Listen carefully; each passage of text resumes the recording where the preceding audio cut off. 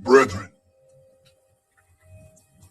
I pray you sing to the Lord a new song.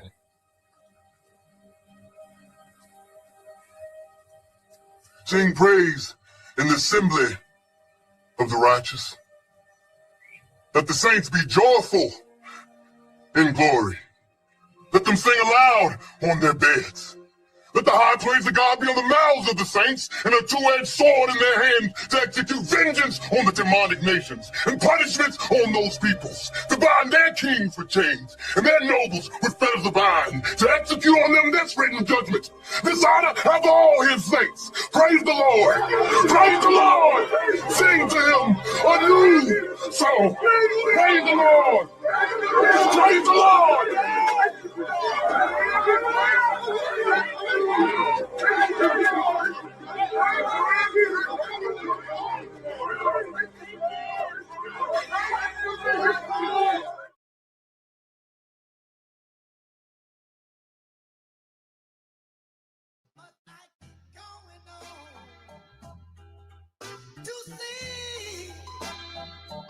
All these pains in the world.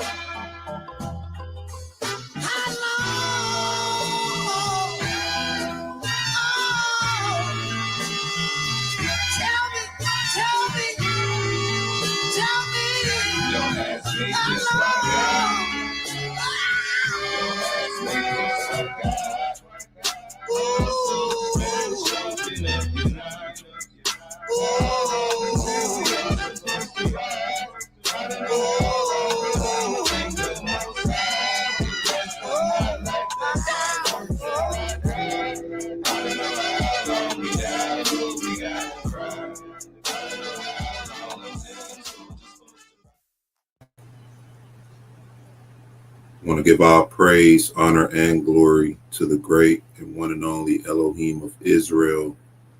Shalom and blessings to all my brothers and sisters, my kinsmen according to the flesh who are Israelites, to whom pertain the adoption, the glory, the covenants, the giving of the law, the service of Elohim, and the promises, whose are the fathers, and of whom, as concerning the flesh, our Mashiach came, who is over our Elohim blessed. Hope y'all good and well. The Abrahamic religions, the worship of other gods. I'm sure most people are familiar with that term, that reference, the Abrahamic religions, and what it's talking about: Christianity, Judaism, and Islam. When it comes to these three religions, what we want to show you is that what's going on in essence is the worship of one God in many different forms. And so when you look at Christianity, when you look at Judaism, you look at Islam, you're seeing the same God being worshiped in different ways depending on those religions. We've heard that our religions are the same. Our religious books are the same, and these are things that when you hear them, it's supposed to numb you to the truth that when you in these religions, you worshiping other gods. And we're going to be pretty much piggybacking off what the video we did last night. I don't know if y'all were on Kadar's channel. Most of you were. They dealt with Christianity being the way to the lake of fire, the broad road to the lake of fire. In that video, the brother Josiah read some things about Christianity from the AI, pretty much broke down what Christianity is as opposed to the Bible.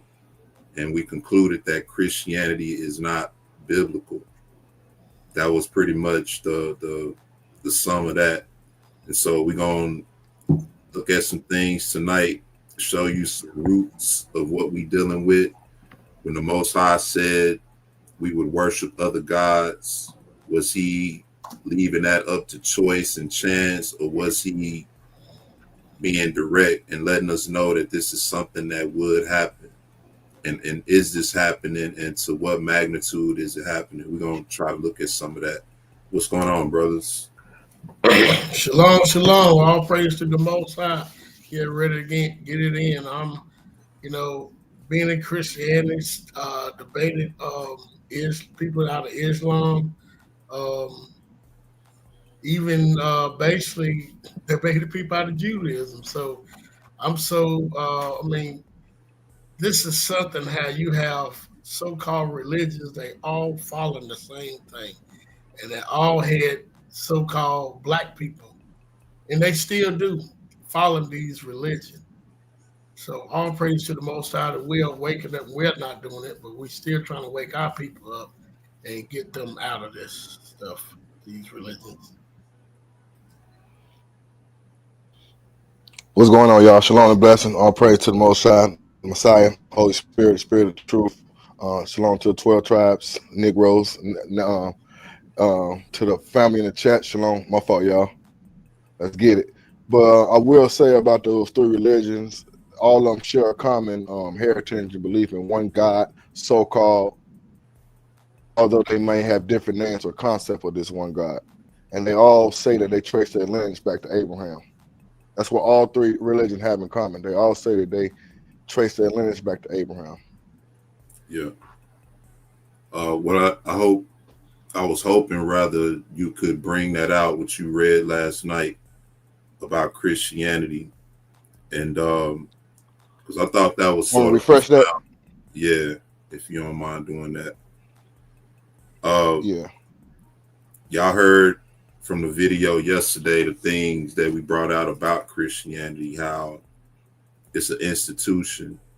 And just on that note alone, there's no institution that you spend the rest of your life in except a prison, and you have to do something worthy of that to be, there for the rest of your life. But institutions are designed for you to learn what you need to learn, then move on to the next step, the next level in your life.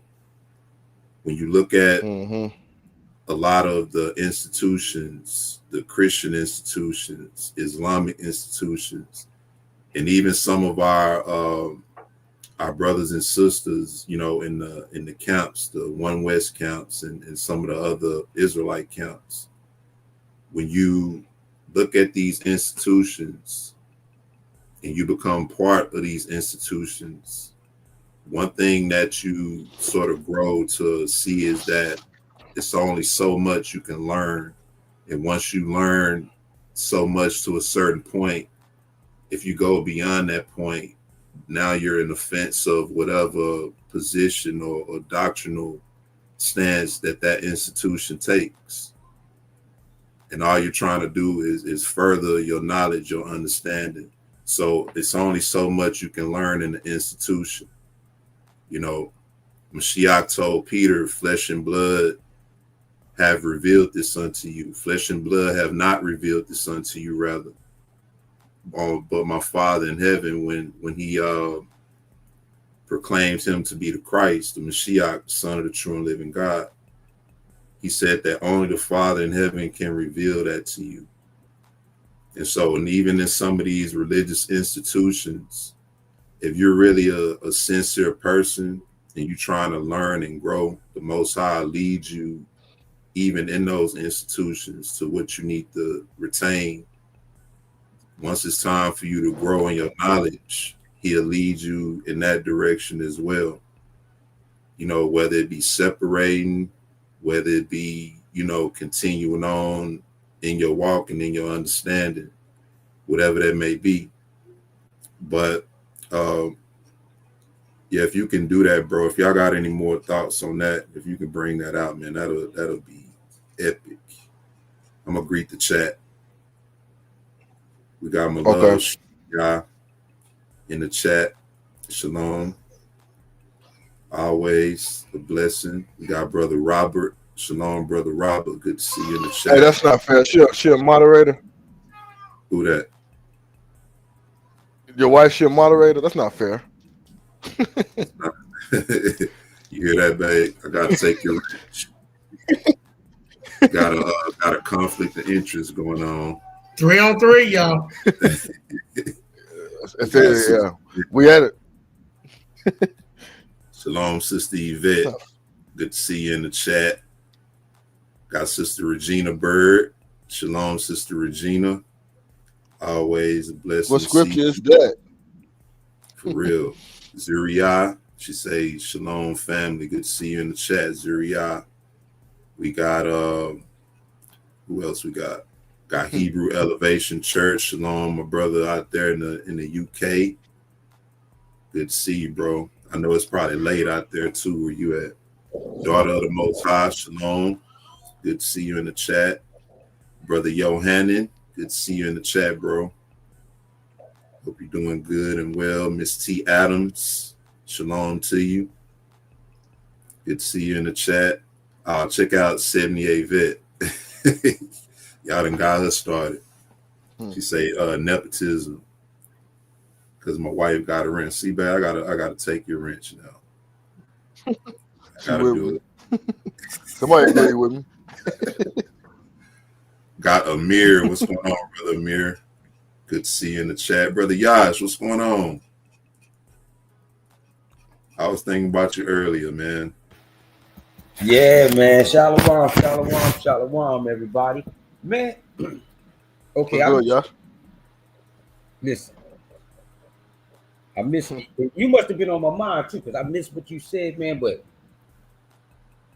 I was watching, right? How the Most High set that land over there on fire, man. Oh, Israel, yeah. Yeah, yo, let me tell you something, man. Still burning. To the white meat, man. All I could do is just praise the Most High, man. All I could do is just praise him, man. I was like, man, and people got the nerve to act like we can't praise him for what he's doing. I'm like, what the, you know what I'm saying? This is a big thing. Burning them out, flooding them out, bombing them out. Man, this is a big thing. And he took down the plantation to let us know that the U.S., the plantation of the USA is going to get is next. Man.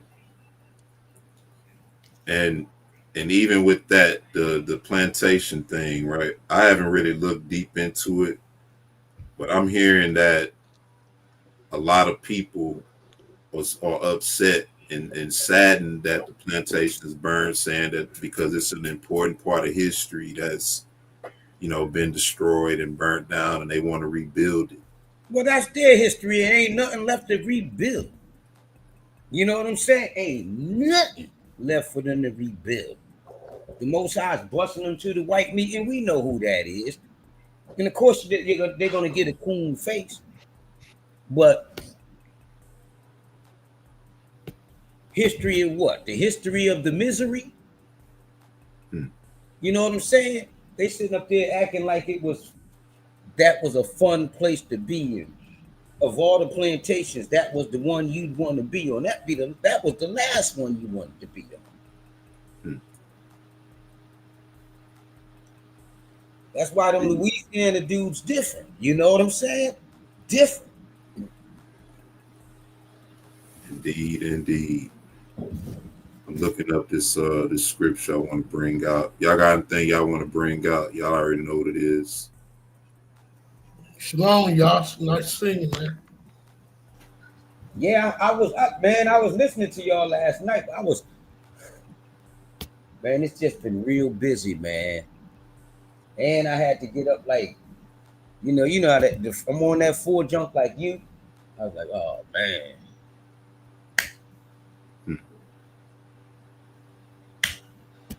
But all I could do was lay there. Ain't nobody after you. Nah. Ain't nobody after you, Josh, is it? Nah, ain't nobody after me, man. I'm after that paper. And I ain't really after that Yeah. paper, man. It's like it's right now. It's presenting it. This is it. It's throwing itself at me, and you know, I really can't turn it down. Wish I could, but I Yeah. guess Most High got me in a good place. Or listen, just I don't give a damn. Stack my chips down, because we don't know what's gonna happen with this food running the show. Yeah. Definitely get it while it's good for sure. Get it while the getting's good, but it's only gonna get better for us, y'all. Yep. What scripture See, is that? I'm talking about. See, No, hey, I'm playing. listen. It just sides. See, because ain't nothing like the way. Listen, they done tampered with our book so bad, man. That's why ain't nothing happening like the way we expect. We've been misdirected, but but at the same time, he's showing him, he's busting him to the right. I mean, he right before our very eyes, like he said. Man. So what you thought about the video last night? You know, did you It was deep, man. Y'all was going in, and I ain't really got no buts. It was one of those, like I said, I had to get up real early in the morning, so I was like in and out on it, in and out. But I was in, man. I must have, you know what? I watched the whole thing and I was out of it. Yeah. I have to see it again, but I seen the whole thing, but I was out of it at the same time. That's Yes. real early. I don't know how I pulled that off. Yeah, for real. I made it to the end and ain't seen nothing. He say the Most High shaking his hand on them heathens, but He is. check this out. It's Deuteronomy 28:64. It says, and Yahuwah shall scatter thee among all people. Hey, that's crazy. Go ahead. What That's you crazy. got? You was going. I had that script. Nah, I had this scripture lined up. Go ahead, read it though. That's perfect. I'm gonna read This it, then I'm gonna particular, let you. because I'm gonna let the you man. expound. Okay, go ahead. I'm gonna read it, then you can expound, because the whole point that we dealing with is when the Most High said we would serve other gods. What did he mean in particular by that? We understand, you know, Sunday worship and the holidays and different things like that. But biblically, what constitutes worship to the Most High? What did he tell Israel to do, you know, in order to remain in his favor, in order to remain in the land? Laws and statutes and commandments. Say it That's again. what we had to do. It wasn't Say- even grievous. Say it again, Yash. Yeah, he was like, really what it was be true to your people and be true to me. And I'll be true to you. But if y'all be a savage unto me, I'm gonna be even more of a savage to you. Right. And that's what happened. And that's the long and the short of it, right? Yeah. So it says, Yahweh shall scatter thee among all people, from one end of the earth even unto the other, right? That part, he gonna scatter us among all people, from one end of the earth even unto the other. So if he's scattering us among the people, separating us from our land, what does that mean by default in terms of our classification at that point? We are a land without a people and a people without a land. We are refugees. I don't know what the hell. I guess we refugees. Yep, we have World's refugees. We have discontinued from our heritage. Once the Most High scattered us out of the land, we have just discontinued from our heritage. We have none. And we will be reckoned among those nations where we were scattered, right? Yeah. We be called bywords. It says, all right, he gonna scatter us among the people, right? And there, meaning there, wherever you scattered, thou shalt serve other gods, which neither thou nor thy fathers have known, even wood and stone. Even wood and stone, including wood and stone. Indeed, wood and stone. Right? Most certainly wood and stone. Because we're going to show you that the God that's really behind this nation represents all of this. Wood, stone, and even in a so-called spiritual sense. Right? But check this out, Ibri, before you even go there, because it's all going to add up to it anyway. It also means that whatever you believe,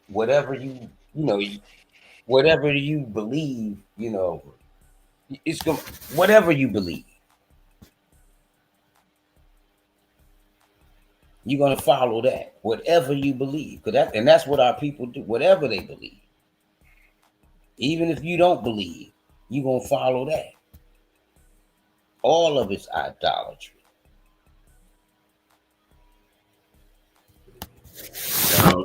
Down to the lowest degree, right? Yeah. It's all idolatry. Down to the self. And it says, and among these nations thou shalt find no ease, neither shall the sole of thy foot have rest. Right? Now, among these nations thou shalt find no ease. Where I'm at right now. Neither shall the sole of your foot have rest. Now, where I'm at. Yep. What would cause you to not have rest? All this damn money. This on it. Tribulation. Let me mute myself. What's going on now? But that's true. When they throwing that money at you, man, you up. You know, you getting 3-4 hours sleep a night. You know, you're tired, your body hurt. You know. For real, man. That devil's a mother, man.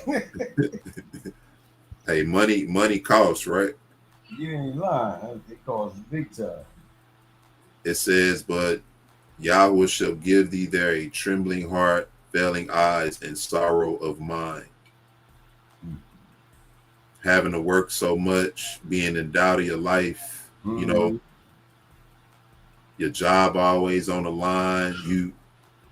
You know, everything you do is a threat for either a write-up or a termination. You know what? Constantly changing rules. And you know what I was thinking of too? I was thinking of earlier before I got on here. I was thinking this place got acoustics. It's like I'm sitting in a damn echo chamber. But anyway, I was thinking about those slaves on that plantation though. And then after slavery was over, he telling them, you know, they might as well, they can stay on with him. He can't beat them no more, but he can pay them this and that. And then when they go to work, but he didn't tell them, see, because they were slaves their whole life. He didn't tell them that, you know, you're going to work for me and I'm going to pay you, but you're going to have to buy clothes, food. You're going to have to buy, look for your place to stay. You know, I might let you, give you a couple months to get on your feet. But after that, you know what I'm saying? Nah, what they did was continue buying them clothes, giving them food, letting them eat the food, feeding them and all this other stuff. And then when it's time to pay them, telling them, you owe me. And had them in another type of slip. You owe me. Messed the game up big time. Mm-hmm. Brother T, what's going on? But yeah, man, when you look at that, right, that, and this is just one example of it. There's many examples of where it's talking about failing of eyes, trembling heart, sorrow of mind. Think about what they went through from slavery all the way up to now, you know, having to worry about what's going to happen to them at night, being harassed by the taskmasters, you know, the women being raped and children being raped and all kind of stuff. And that's another reason why, and all that is true. And we even grew up in this. Because anything could have happened to us. We're at the point where we finally getting a chance to breathe. We finally, as a people, getting a chance to breathe, and the Most High just got us just chilling. We finally got a chance to breathe. And they running around all scared. We don't even care because we already knew what this junk was going to be anyway. We good. And people even want you to feel guilty about being good. We get out of here.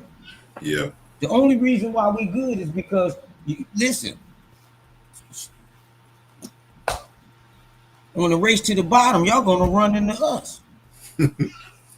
You know what I'm saying? They're gonna hit the bottom so hard it's gonna knock us up. and yo, man, it's crazy, but that's a fact.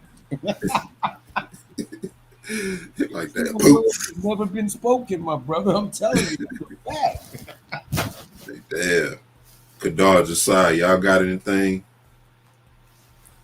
This is, you know, the worship of other gods goes deeper than what religion has taught us. What y'all think? Yeah, even within Christianity itself, when of course, I grew up in Christianity, and you got people telling you called to preach and you doing that, right? And so that could be believable. Everybody saying the same thing to you. However, when I used to stand up to preach in Christian, I was the nervous. I'm telling you, I ain't never been that nervous in my life. I've never been scared to stand up in front of a crowd. But when it comes to Christianity, I've always been nervous. You know, and I could never figure it out because when I came out of high school, my first job I had, I was accounts manager. And I helped open up about 4 or 5 stores with the company called Primetime Rentals. I was the one that did the grand opening, the big mouth and all. So I couldn't understand why I was so nervous when it comes to Christianity. Now I understand. Number one, I didn't know what I was talking about. Number two, it was a religion based on white Jesus. And number three, when you look at the laws, they say the law is done away with. So when you ask Christianity what is sin, they'll just say disobeying God. They don't even know what sin is. So them 3 things caused me to be very frightened, nervous. And, you know, now I look back and I'm glad I was. Because I sure was never confident in Christianity like I am in this group. Because we was worshiping white Jesus, a false God. Oh, yeah, and money. Times. Hello, you said you were glad you was nervous. Now. Yeah. If I would have been confident in it, I probably would never left it. You know what I'm saying? Yeah. When you look at Judaism, Islam, Christianity, you see a connection, and Psalms 83 come to mind because all 3 of them has a connection, and it's all about replacing Israel. It talks about how they took crafty counsel against our hidden ones, and they said, "Come, let us cut them off for being a nation." What other good way but to use religion? Because they know our people are already spiritual with our God. So what other crafty counsel would you come up with besides religion to trick, the true Israelites or the attending audience that religion or God is for everybody else, or their God is for everybody else? And that's what Judaism do, because Judaism accept everybody, Christianity accept everybody, and Islam accept everybody. That's deep. I want to I want to finish this out. Then I want to bring that up to that Psalms 83. It says, and thy life shall hang in doubt before thee, and thou shalt fear day and night, and shall have none assurance of thy life. In the morning thou shalt say, would Elohim it were even, and at even thou shalt say, would Elohim it were morning. For the fear of thine heart wherewith thou shalt fear, and for the sight of thine eyes which thou shalt see. And Yahweh shall bring thee into Egypt again with ships, by the way whereof I spake unto thee, thou shalt see it no more again. And there ye shall be sold unto your enemies for bondmen and bondwomen, and no man shall buy you. Now, all of this is a result of what the Most High said right here, him scattering us among the nations. And if we read up further, it'll tell us, I think it's in verse 45, it says, moreover, all these curses shall come upon thee, and shall pursue thee, and overtake thee, till thou be destroyed, because thou hearkenest not unto the voice of Yahweh thy Elohim, to keep his commandments and his statutes which he commanded thee. And they shall be upon thee for a sign and for a wonder, and upon thy seed forever, because thou servest not Yahweh thy Elohim with joyfulness and with gladness of heart for the abundance of all things. Therefore shalt thou serve thine enemies, which Yahweh shall send against thee, in hunger and thirst and nakedness and in want of all things. And he shall put a yoke of iron upon thy neck until he have destroyed thee. So this is happening. And you know what? Go ahead. You know what?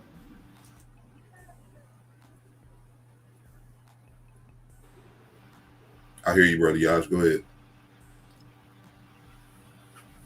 And I think your thing is yeah. Okay, because you keep buffering on my end. But yeah. What was I gonna say? Tell you it. And I was glad that I didn't have to go through that. That he woke me, like he had me, he raised me up in the time when we was mad. Because of all that stuff that they did.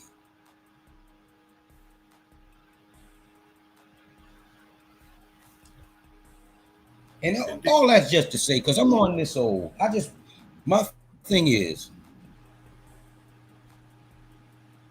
if you anything else but in the truth, then it's a sad, it's got to be a sad feeling, because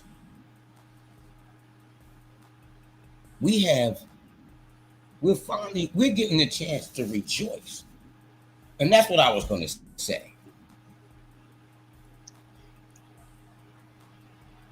And I get mad that, I mean, it was so serious of us just keeping his commandments, his laws, his statutes, and his commandments, that he pronounced all these curses which had come to pass upon our people. And we still have brethren who want to dismiss it like it was a light thing, thinking that they deep and don't know.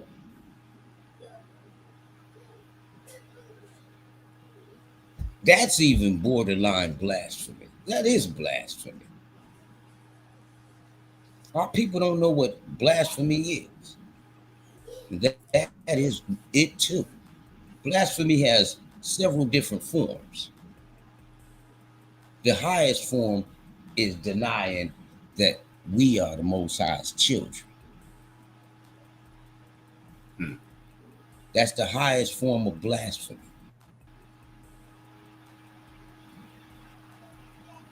because we was birthed by the Ruach.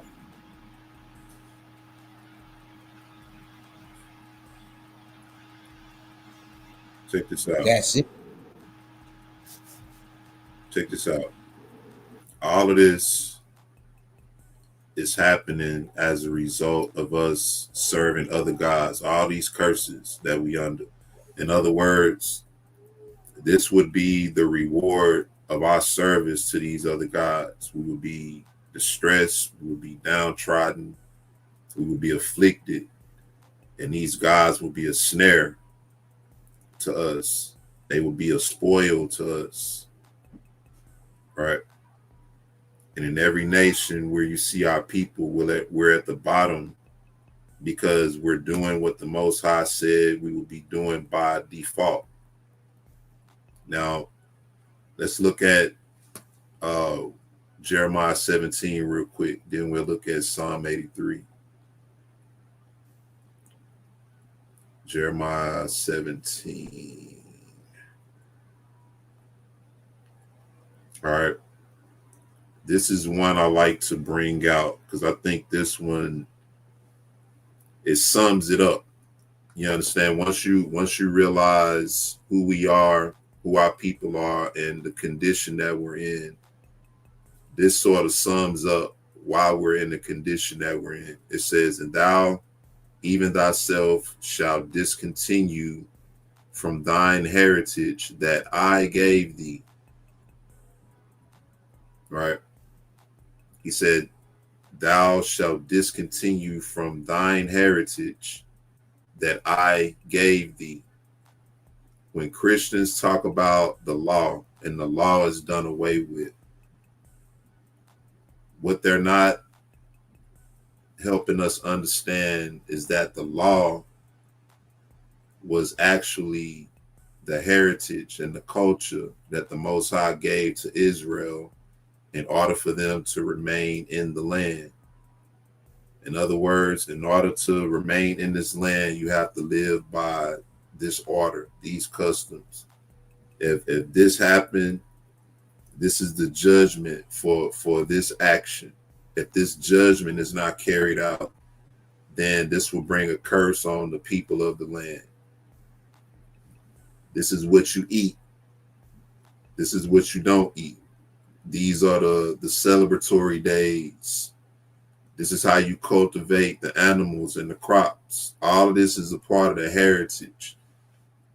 In any culture, any nation you go to, you'll run into laws, statutes, judgments that's required to live in those lands. If you go outside of that, then you'll face whatever penalty they have in place for that. You know, if you travel overseas and you have marijuana with you or any type of marijuana paraphernalia in those countries, there may be a penalty for that. You know, and right now as we speak, from my understanding, there's a young brother going through that in another country, facing debt, you know, for that possession, you know. But that's just an example of how different nations deal with things differently. Within our heritage and culture, mostly everything in this heritage and culture will not be allowed. A lot of things that within this culture you won't be stoned or penalized for, within our culture, you know, it's the opposite. That's what we've been separated from. We're separated from that, and now we're living in these nations and keeping the customs, the laws, and everything of these nations. We're employed, you know, by companies that pay us wages based on the different things, the different orders that they have established on a higher level. You see what I'm saying? All of this is a form of worship. And the Most High right here is saying that you're going to discontinue from that and you're going to serve. He says, I will cause thee to serve thine enemies in the land which thou knowest not, For ye have kindled a fire in mine anger, which shall burn forever. So when we look at Jeremiah 12, it says that concerning the nations, if they will diligently learn the ways of my people and swear by my name, as they taught my people to swear by Baal, right? It's the same thing right here. Our enemies, when we're restored, they will be in service to us. The same way we were in service to our enemies. We're in service to them, in essence, putting them in service to our God, or them putting us in service to their gods. The orders that they set up is set up by the gods that they worship. And we're in service under those orders. We're the sacrifice that's causing them to thrive and to be wealthy and to wax rich. Y'all got any thoughts on that? Yeah. Part of our heritage, I'm pretty sure y'all agree. I'm pretty sure it's a scripture. Matter of fact, it said, my people are called by my name, right? So part of our heritage was our name, right? That was part of our heritage. They say we would lose everything, right? So when we look at Daniel chapter 1, we start at the verse 3.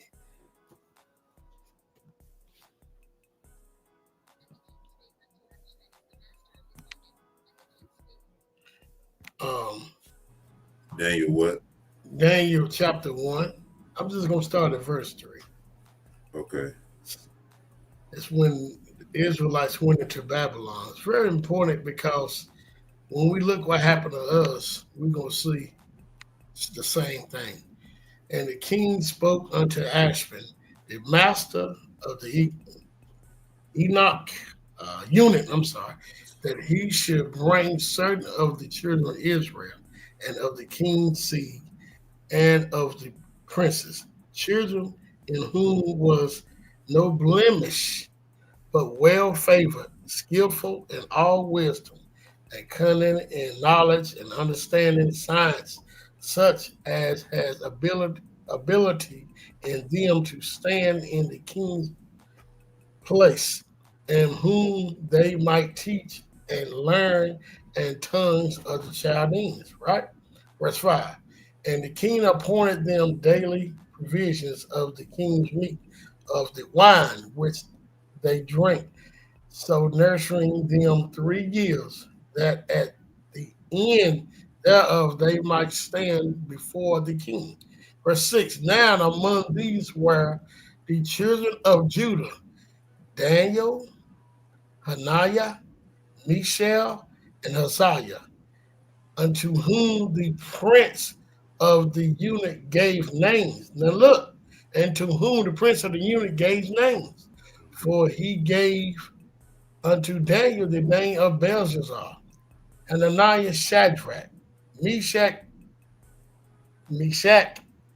and to Uzziah Abednego. So they changed their names. And this is a same thing that happened to us in what? America and around the world. We still burn the names of our slave masters to this day. I just seen that. I know we ain't really talking about that, but it's just a coincidence. I don't think it's a coincidence that we are the people. But we had the names are changed because why you think they changed the name? Each one of our names represent the Most High. So they want us to bow down and worship, that statue in Babylon. Yep. Yeah, and another good example of this is with Joseph. When he was elevated, Pharaoh changed his name. Changed his name and then gave him the royal robe and the signet, gave him a wife, So this is a common theme with our people, changing the names, basically to reflect, like you said, reflect their gods and their culture. You know, anybody else? Y'all got anything? Also, our names reflect their gods right now. Yeah. Man. I said Said they they, changed the Messiah's name. These people don't give a damn. yeah, Well, they did exactly right. They don't give a damn. change his Hey, can I image. read something real quick? Indeed, for sure. What you got? Deuteronomy 31, start at verse 16. The Most High knew exactly what he would do to us, Mm-hmm. make us serve other gods. Watch this. And the Lord said unto Moses, Behold, thou shalt sleep with thy fathers, and this people will rise up and go a whoring after the gods of the strangers of the land, whether they go to me among them. And I will forsake them, and break my covenant which I have made with them. So the Most High said He's gonna break the covenant which He made with them. Did He not just say that? And I'm reading that wrong. He Says said, and break my covenant. Oh, they broke the covenant, right? to say whether they go be among them and will forsake me and break my covenant which I made with them. Which I made with them. Okay, Mm-hmm. so then my anger shall be kindled against them in that day, and I will forsake them, and I will hide my face from them, and they shall be devoured. Translating slave trade. And many evils and trouble shall befall them, so that they will say in that day, Are not these evils come upon us, because our God is not among us? And I will surely hide my face in that day, for all the evils which they have wrought, and that they are turned to other gods. So I read this because the Most High already knew when He said Moses is gonna die, you're gonna see what your fathers. And I already know that these people gonna go up and worship other gods, and I'm gonna put them in trouble or make evil. That could be talking about Judaism, Christianity. I could be talking about all of that. You get what I'm saying? These are all the gods that the Most High sent us money. Then He said He will save us from among all these gods one day. Man, I like that passage. And when we look at Jubilees, for instance, this comes to mind as you was reading that, because this goes into detail what he was telling them right here. It says, Behold, thou shalt sleep with thy fathers, and this people will rise up and go whoring We'll after rise up. the gods of the strangers of the land, whether they go to be among them, and will forsake me and break my covenant which I made with them. So he's telling Moses pretty much this is gonna happen, man. This is gonna happen. Right? This is not left to choice or chance. This is gonna happen.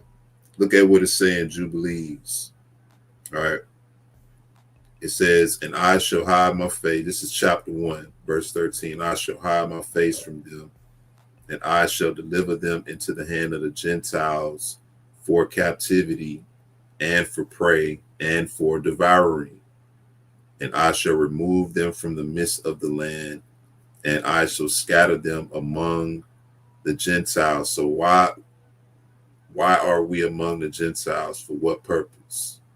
For captivity, for prey, and for devouring.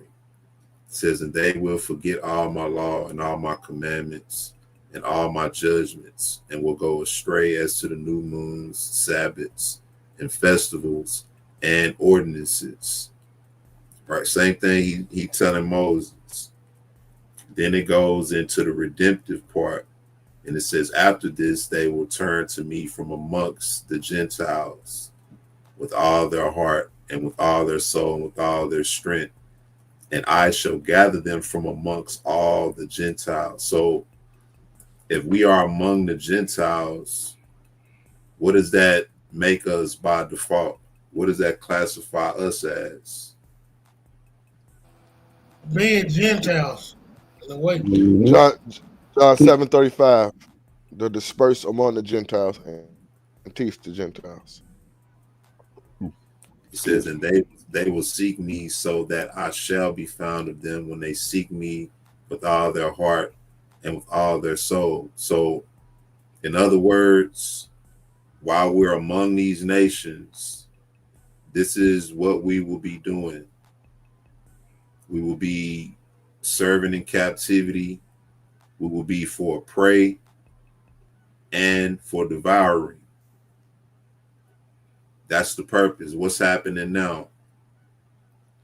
How many incidents have we seen within the last month of our brothers, something happening with law enforcement or some type of lynching of some sort? That's because we've been made a prey among these nations.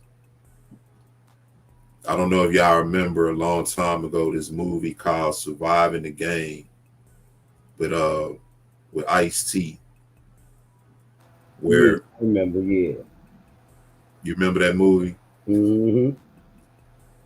Yeah, he played in that movie he was a homeless guy, Yeah. down He was a survivor. That's what he was. So, guy ran into him, offered him a job. He took the job, and upon Now he's receiving running the for his job, life.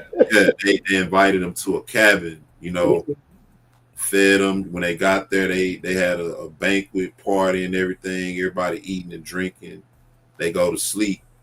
The next morning, they wake him up, and tell him basically, you got so much time to make it out the woods, and after so much time, we're gonna come looking for you, and if we find you, we're gonna kill you. And that's in essence what we are. We've been made a prey. They do it for sport, but the Most High is now turning the tides, but that's been our plight in this nation. But he's saying that this is what's going to happen. When they get among these nations, this is what's going to happen. So what I want to do real quick under fair use, I want to play a video real quick.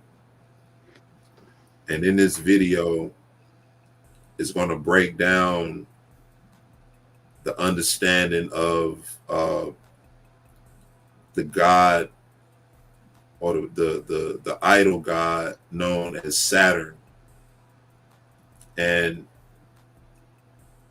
it's going to go in depth in terms of the place that Saturn holds within this society, to the point where we don't even realize it.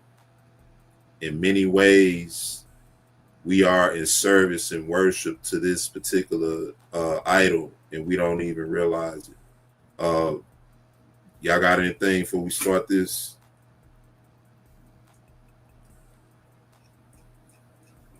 Fair use. When the Most High said we would serve other gods, right, he meant exactly that.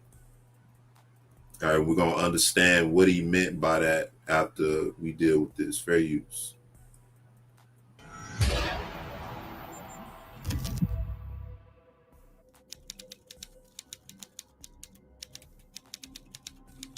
No one looks at Saturn by accident. Out there, at the edge of the solar system, beyond the planets you were taught to name in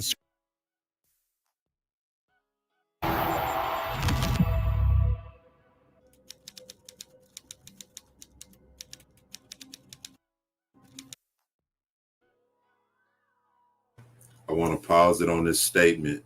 It says, the most effective prison is the one where the prisoners don't realize they're inside it. Right?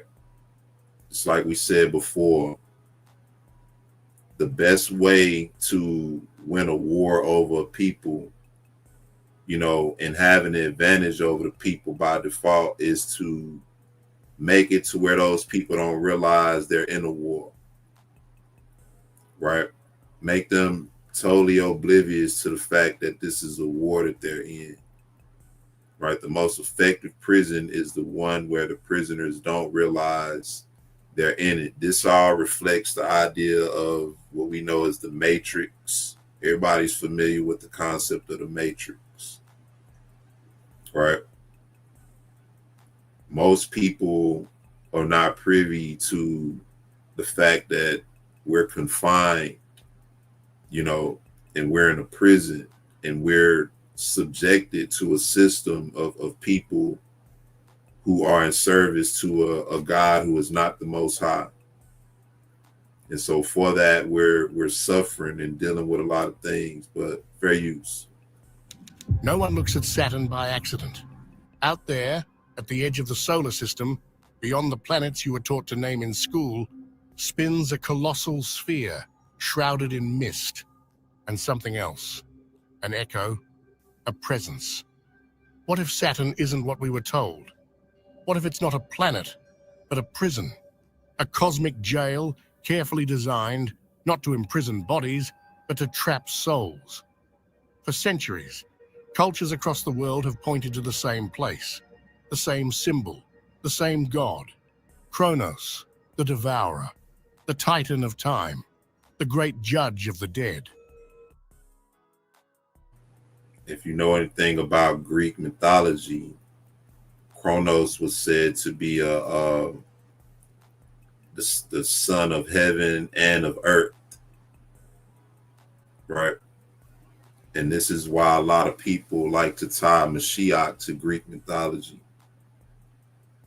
You know, when we say that he was born of a virgin, or that she was the Most High through the Holy Spirit caused Mary to conceive, one of the first things you hear from people is, you know, or one of the rebuttals you hear rather is that, you know, y'all are saying he's a demigod, Mashiach is a demigod, or he's a, you know, a sky baby, stuff like that.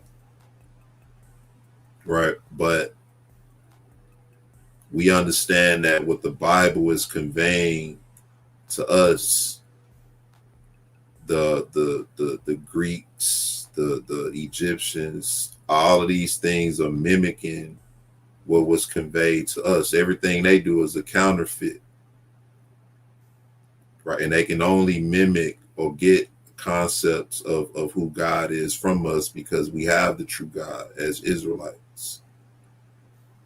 He's the God of Israel. And so Kronos, that Greek deity, right, is important in understanding, you know, what we see going on today, right? That one deity is known by a lot of different names, and within different religions, he serves a different place within those religions. Fair use. In occultism, in ancient religions, in secret lodges from Babylon to the present day, the pattern repeats. Saturn is tied to suffering, to judgment, and to the recycling of the human soul. This isn't a modern theory. It's a secret that's been here all along, hidden in hermetic texts, in alchemical symbols, in religious architecture, in myths that survived the Inquisition of thought. And they all point to one thing: reincarnation is not a blessing. Now, this is just simply explaining their concept. We talked about philosophy yesterday.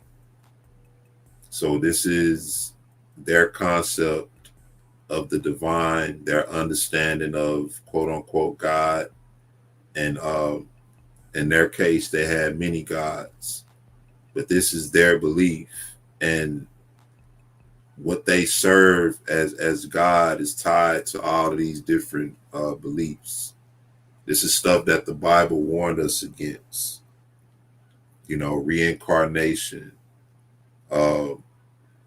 things of that nature. These are not things that our ancestors dealt with. They dealt with the resurrection, the understanding or believing in the coming resurrection. You know, but this idea of souls returning and being, you know, tortured through other different means, you know, that's a alien concept to us. Y'all got anything? Yes, camp guys believe in reincarnation. Because they'll try to say that Solomon is the Messiah. Hmm.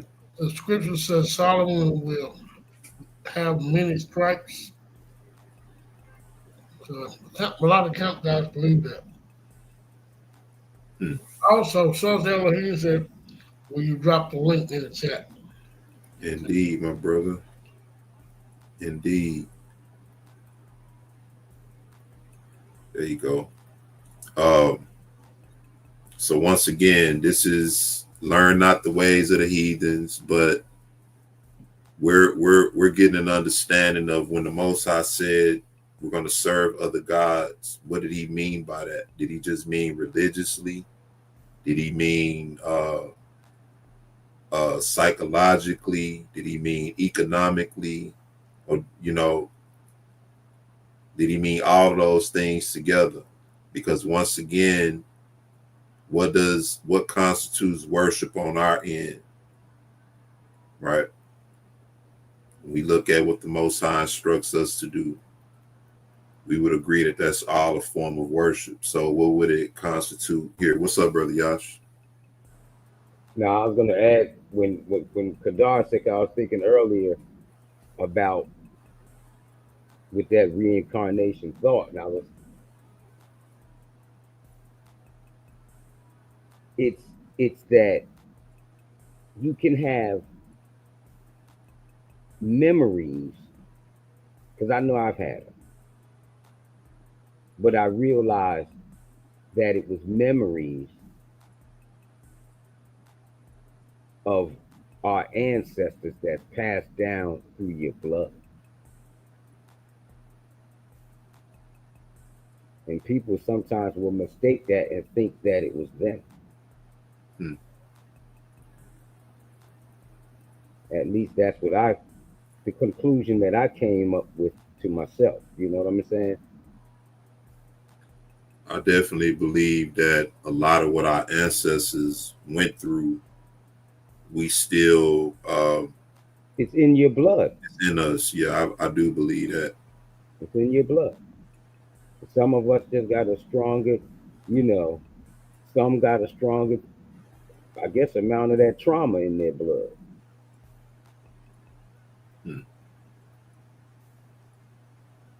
Indeed. That's what it is. It's trauma. Indeed. Epigenetic. All right, Notorious, that's it. Epigenetic. Paul says, stir up what, y'all? When he's talking to who he's talking to, Timothy or Titus? You tell him that spirit with his grandmother and them all them head. Yeah. Yeah. Fair use. It's a sentence, a cycle with no end, a wheel that spins and spins, just like Saturn's rings. Today, you'll learn why the ancients feared Saturn, why it was cast down from the throne of the heavens, and how its influence right now might still be affecting your thoughts, your life, your soul.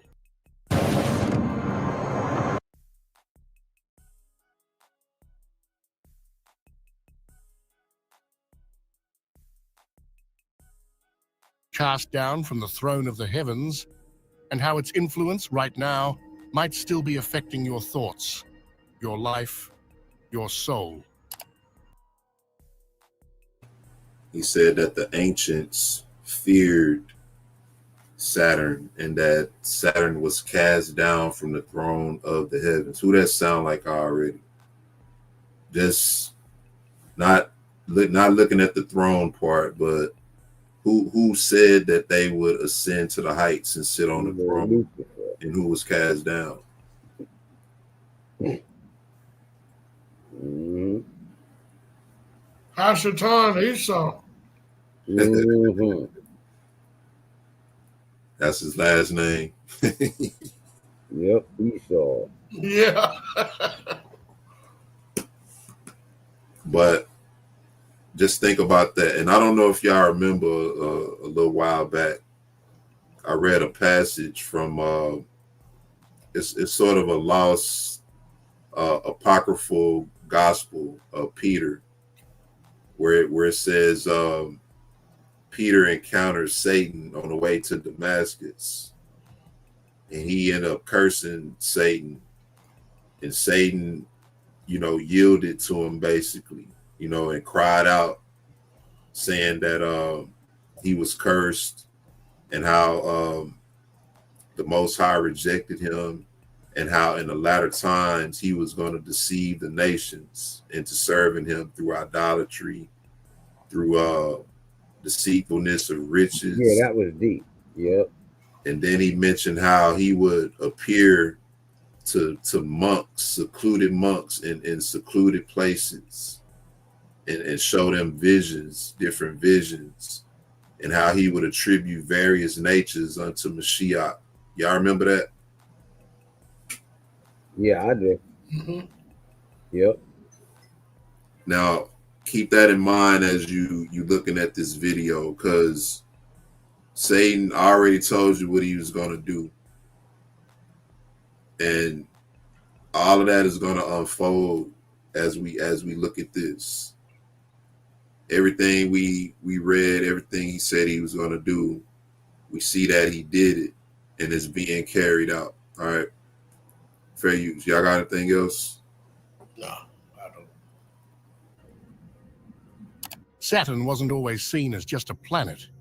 Long before telescopes or space missions, ancient civilizations already feared it, revered it, and wove its presence into the darkest corners of their mythology. It wasn't a distant rock in the sky, it was a god, and not a kind one. To the Greeks, he was Kronos, the most feared of the Titans, a being who rose to power by overthrowing his own father, and then, consumed by fear, began swallowing each of his children the moment they were born. Not out of hatred, but because he knew the truth. Time devours everything, even itself. This ancient myth isn't simply a story, it's a coded truth. Kronos, or Saturn, represents something much more disturbing than a mythological king. He symbolizes repetition, imprisonment, the endless cycle of birth and death. In various esoteric traditions, Saturn is not a creator, it's the warden, the force that traps souls in karma, in samsara, in a reality that endlessly recycles itself while keeping you unaware of the trap. Which brings us to the obvious question: why Saturn? Why this planet and not another? The answer lies not just in mythology, but in observable reality. Saturn is the farthest planet visible to the naked eye, which made it the final celestial body known to the ancients. It was the boundary, the edge of the known cosmos. In other words, the border of wickedness, right? But we did a video before showing how the Roman calendar of ancient times used to be, how it was pretty much set on the celestial bodies, Saturn being the first because it had the longest orbit according to them in their cosmic belief. It had the longest orbit around the earth. So it was first, right? Then came the sun, right? Then came the other ones. I forget the exact order of all of them. But the ancient Roman calendar, Saturn, or Saturn's day, what we would call Saturday, was the first day of the week for that very purpose, right? Whichever celestial body they deemed the most powerful or had the longest orbit, because you know they believe in the Earth orbiting, right, and the planets and everything orbiting and all of that. So that's what they set it as. What Constantine did later on, people say that Constantine changed the Sabbath from Saturday to Sunday, right? Or they changed the day of worship from the Sabbath day, which was Saturday, to Sunday. What Constantine did was he made Sunday the first day of the week, and he moved Saturday to the seventh day of the week. That's what he did. He rearranged the celestial order of the calendar that they had set. Now, this was in 300 plus AD time, 320 AD, somewhere up in there. Rome already had their system set up prior to that, right? They already had a 7-day system set up, and prior to that, they had it set in that order, Saturday being the first day of the week. And so when you look at Saturn worship, back then, notice he's saying that they revered Saturn as a god, right? That this was how the Most High said he set spirits over the nations to lead them astray. Now, who knows? Some of these people may have actually been visited by some of these spirits, and because of that, they worshiped them. And in some cases, that is the case. You can read about that, things where certain nations, certain peoples encountered certain demon spirits rising up out of the water, and things of that nature, and they doing things to pay homage to those spirits. But we know that they're not gods. These are just spirits that are appointed over these nations to lead them, to cause them to believe that they're gods. So y'all got anything on that?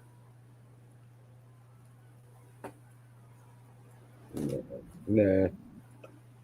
I'm glad you made that clear, because I don't want nobody to think it's gonna be an X-Man fighting something at the end. So I'm glad you made that clear. Yeah, these nations are worship deities that they don't even know. That's why the scripture said, "Do you even know who you worship?" Right? Yeah. These people don't know who they worship. They worship Hashatan. Basically what they doing. But when you worship a so-called another Earth, I mean, that alone should make you think about that, right? You worshiping a so-called another planet? Come on, man. Another planet. But see, once again, Satan made it clear what he was going to do. And just like the Most High said he dealt with us in ways that he didn't deal with the other nations, I believe it's the opposite when it comes to the spirits that reside over these nations. They have experiences that we don't have, to cause them to revere those spirits and to make idols and do all those things. Because I always ask this, Eric, where do they be getting these movies and these ideas from? They see a lot of stuff. That's why they call it Area 51. Yeah. I mean, like, look at this image on the screen right here.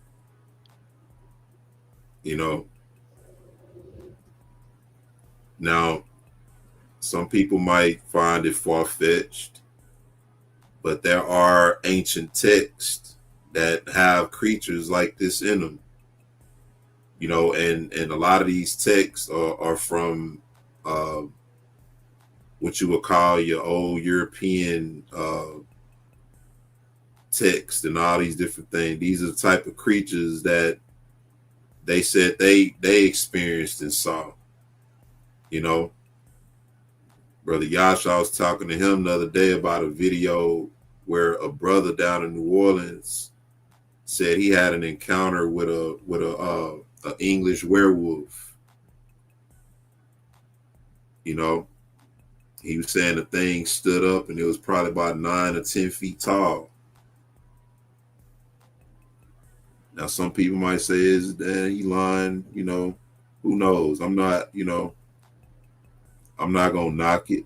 But one thing I do know is it's some stuff out there we don't want to see, for sure.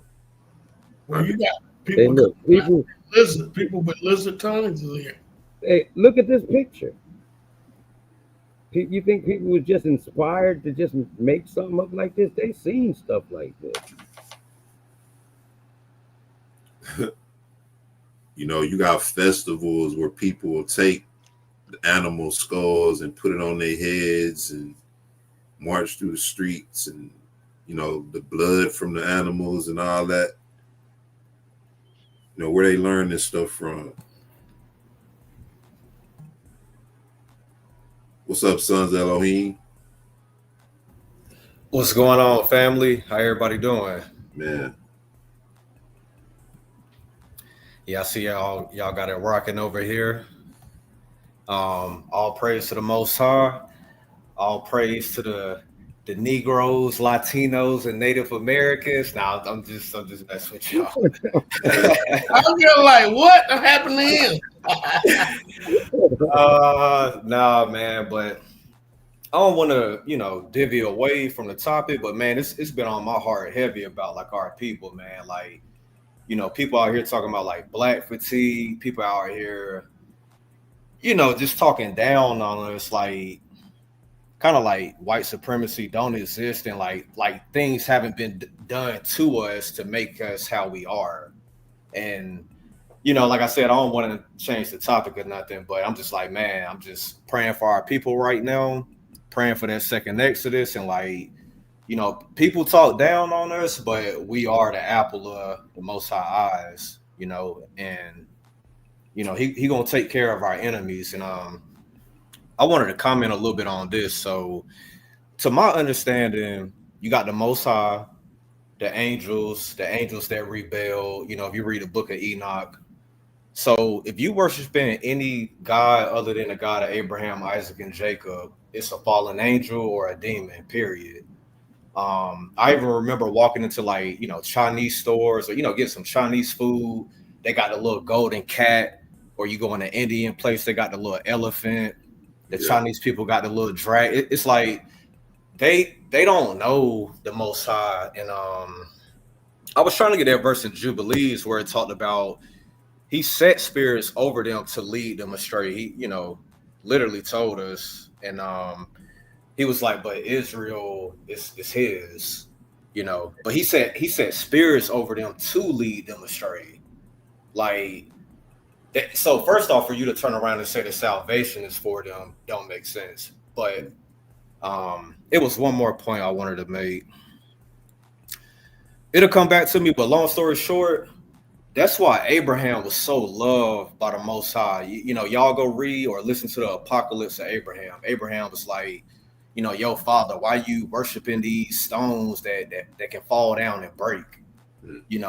It don't make sense. So Abraham was one of the realest, in terms of people out here worshiping fake gods versus the real guys. So, yeah. He definitely set the tone for sure. Abraham tried God. He proved that here. You know what I'm saying? He started from the creation. Check this out. One of my homeboys is like, man, one of the funniest characters in the Bible to me is Abraham, and he was like talking junk. I was like, bro, Abraham one of the strongest figures in the Bible. Okay? Yeah, like I didn't even know where he was coming from. I think he said something about cause he lied for his wife. I don't even know. I don't remember. But I was like, nah, man, I don't know what Bible you reading. Like Abraham. That's that them preachers be pumping their heads up with. So I was shocked he said that. Like, justified in this wickedness. That's all. Yeah. But yeah, like I said, man, long story short, if you worship in any religion, it's the same horn on the same devil, same, Democrat, Republican, same thing. It's the, divide people up. And then you see, not to go on a tangent, but a lot of our people subscribe to Islam. And I'm like, dang, I understand that Islam gives you some structure and whatnot, but it's still not the Most High God. So it's so many false religions and just all kind of stuff going on. Man, Islam has an appearance of structure, but it's no different. The people are no different, man. It's all the same. is really a counterfeit religion. You know, if it wasn't for the scriptures, it wouldn't be no Islam. Everything they do, they mimic it from scripture. You know, And real quick, brother E, real quick, like my great aunt, she's an ancient kinetic or whatever you call them niggas. But I'm like, wait, so how can you worship the head, the pinky toe? Like they have a god for everything. You got a god of the dead, you got a god of the river, you got a god of the moon. I'm like, you know, man, that's a little weird. Veil worship. Exactly. So that's the point. It all go back to the same thing. And the Most High does not like that. He does not appreciate credit being taken from him. You worshiping, you know, stones and statues versus having a relationship, you know. But I would say all praises that he woke us up to have a relationship with him. Because some people clearly don't. like Rachel dad mad because somebody stole his God and he had to go. Yeah. Oh, dang, E, my bad. I ain't trying to get on no tangent, but real quick, I was gonna bring that up. If you read the book of Jasher Jubilees, it talk about how this nigga had a skull. He had a skull, I think a human skull, and he put candles in it and like a nickel under the tongue. A penny, label. Yeah, and you would pray It like, was a sunken head. man, like where did you learn to do that from? I just like, Wow, crazy. Nimrod. Yeah, it talk about how the spirits, the angels taught enchantments. Mm-hmm. Yeah. You know, so a lot of the stuff that they was doing, they was learning from the women that the angels taught. And let me say one real quick. One thing that the Most High really hates, he hates all sin, of course, but one thing that he seems to really hate is idolatry. Yeah. So I seen that pop up so many times. I'm like, yo, you really don't like that. Yep. So It's one of the most blasphemous things, idolatry, and that's one of the reasons we know the nation is going to be destroyed. You know, all the nations are going to be destroyed. Yep, because he said it's going to be a visitation on the gods of the Gentiles, because there was a snare unto men. Josiah, what it do, man? What you on tonight? I'm on that double XL. What you got for me? Hey, I'm drinking some beers tonight, bro.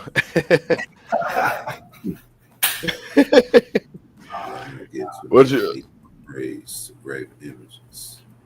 What you been on though, bro? You all right? Yes, sir. Cooling, man. You know, work for Esau. Just waiting on that. I kid you not. You started working?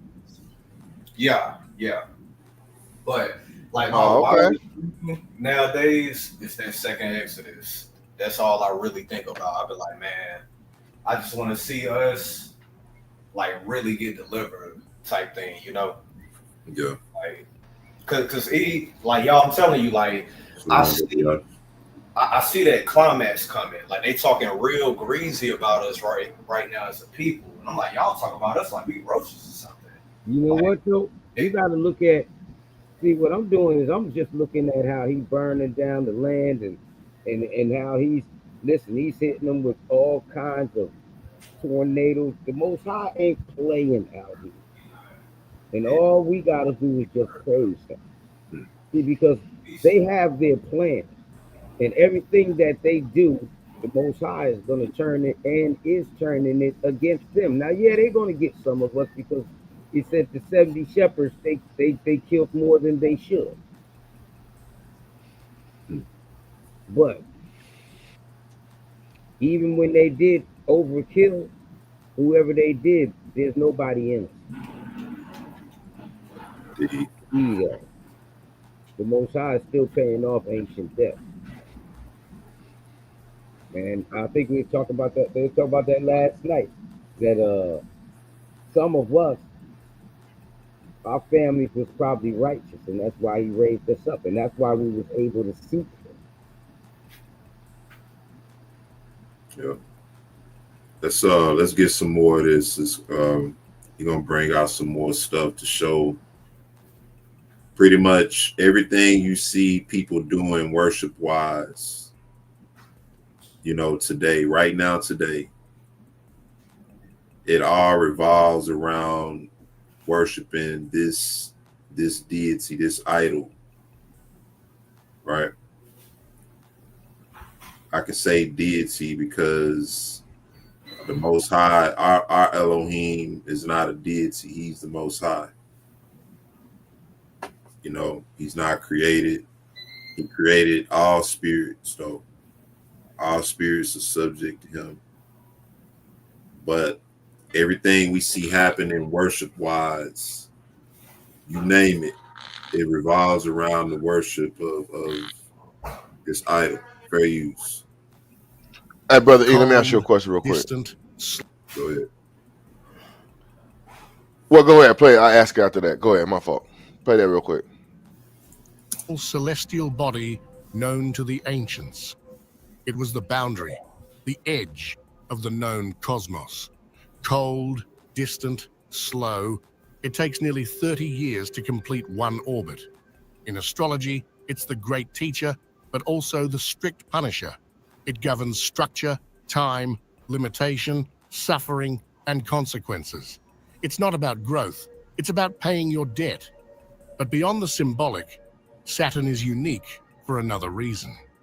At its north pole, there exists a massive, perfectly geometric hexagon, a storm system unlike anything else found in the solar system.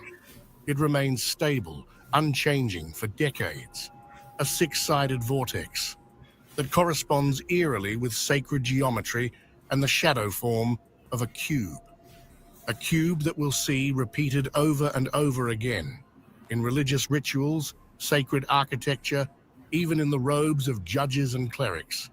Saturn also emits sound, not metaphorically, literally. NASA has recorded strange radio waves emanating from the planet, and when translated into audible frequencies, they don't sound like natural space noise. They sound like a transmission, rhythmic, mechanical, almost.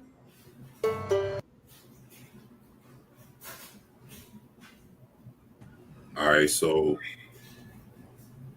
now he done brought NASA into it, right? Now we know that the planets, quote unquote, are actually wandering stars. You know, now he's saying NASA has recorded sound that Saturn emits sound, and he's describing the sound waves coming from it. Hold on. Okay, yeah, I got you, bro. I thought I already put it in there. So, you know, NASA, we don't believe what NASA talking about, but what he's saying is sort of profound because it once again it reflects the ideology of the other nations and what they believe, whether it's based on what they were taught, whether it's based on experience. We know somebody had to experience something,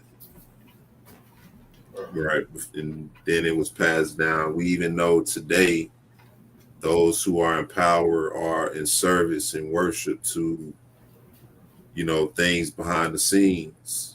This is where they get ideas and plans to do certain things. Or at least that's, you know, what I see. No, you're right. It's not to interrupt, but it's very high level. Like, you know, they probably worship like the dragon or whatever false god, and he tells them stuff like 50, 100 years ahead type of thing. You know, like what's that Psalms 83? That crafty counsel, like where they getting it from? Yep. All these different scientific concepts, you know, they try to come up with mixing and splicing the genes and all that, trying to create super soldiers and all that. Yeah, it sounds like the Most High literally gave them the sun, the moon, the stars to worship, and those spirits that He placed over them is causing them to serve that stuff. Exactly.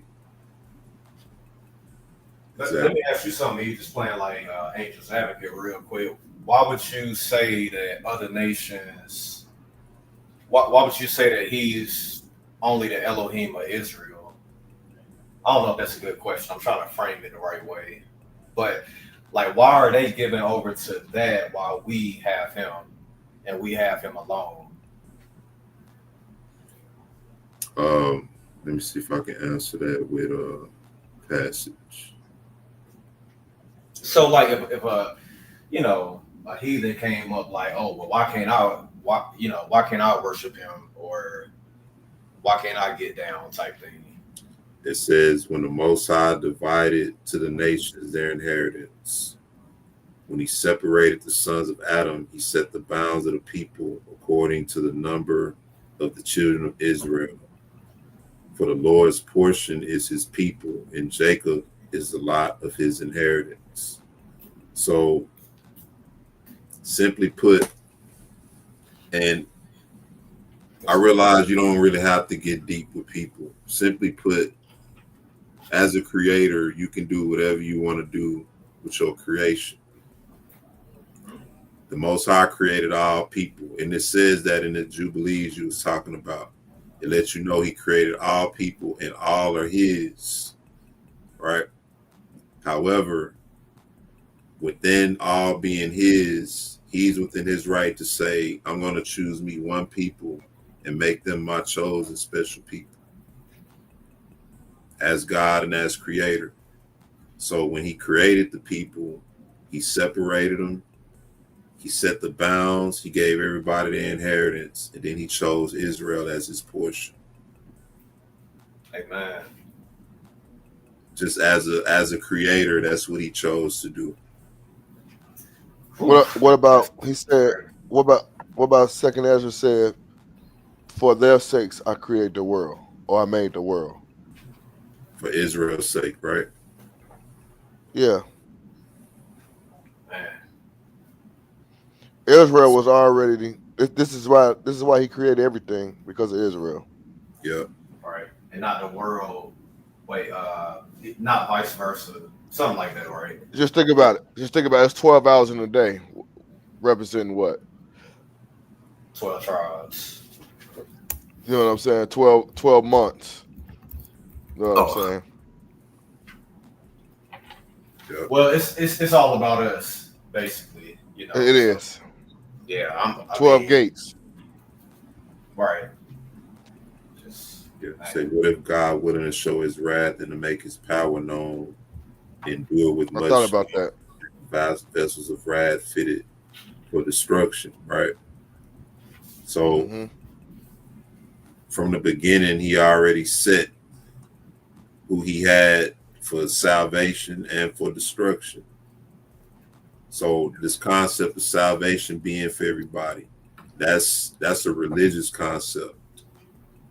That concept is a Christian concept. It's a Islamic concept, and it's a concept of Judaism. Anybody can convert to be a part of any one of those religions. Let's go back to what I said earlier. Remember, if you're in Christianity, Islam, or Judaism, anybody can be a part of it. You can convert to it. It's not an actual heritage or like a people like the Bible is. Yeah. Exactly. This is what makes the Bible separate from all the other stuff. Yep. Now, Christianity, Islam, and Judaism is based on the Bible, but it's not the Bible.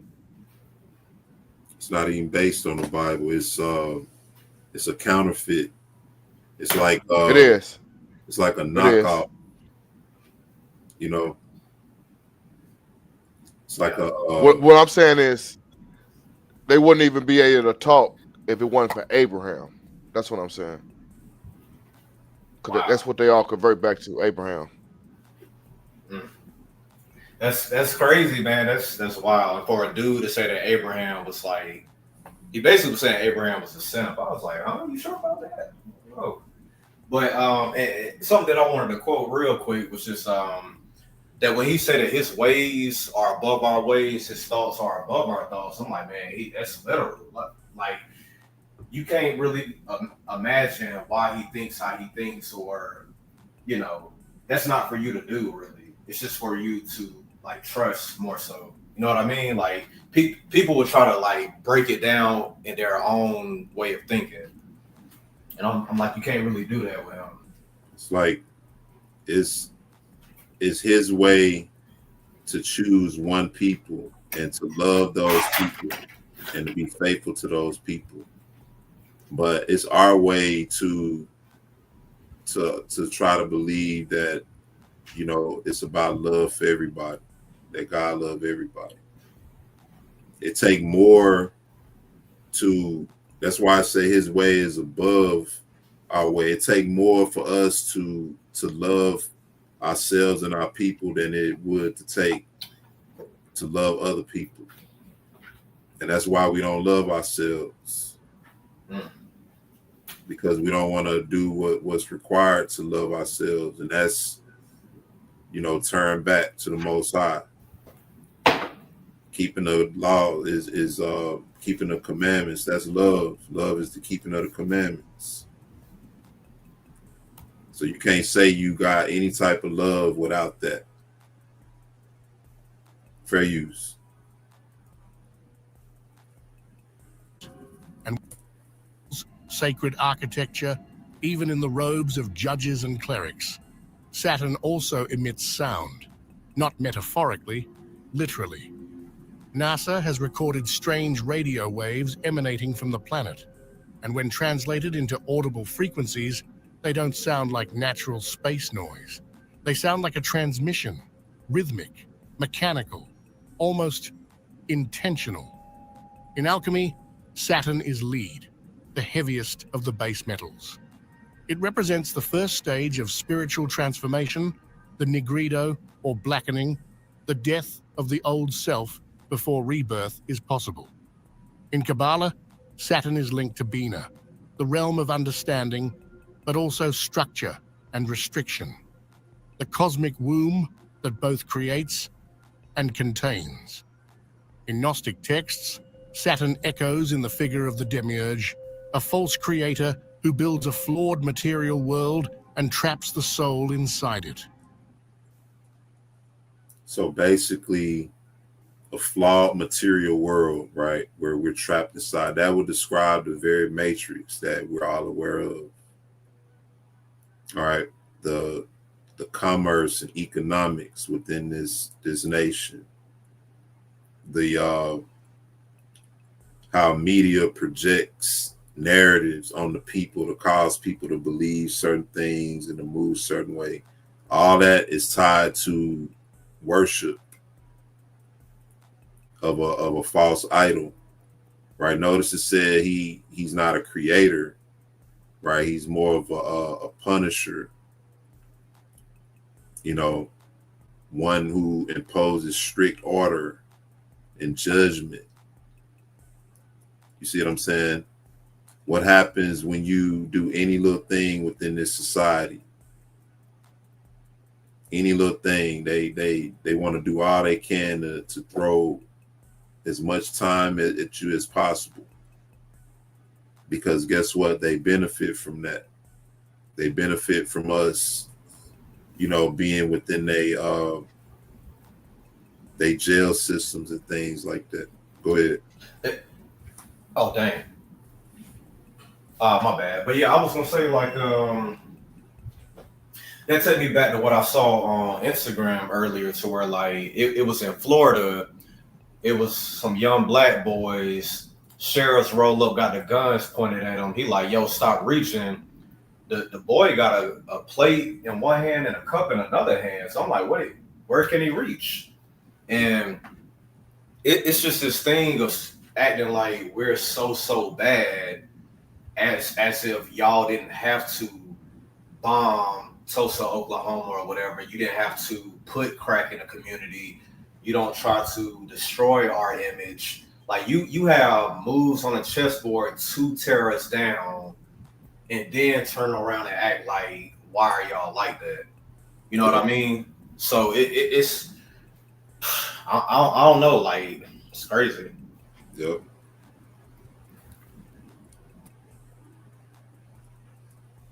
Run that back. What's going on? Shalom. How y'all doing? My brothers and sisters in the chat. Shalom to y'all. Good to But see you. I'm good to see y'all too. I'm on my way to the house now. But once y'all arrive there, I'll chime in a little bit more. Okay. Indeed. Kadar, Jasai.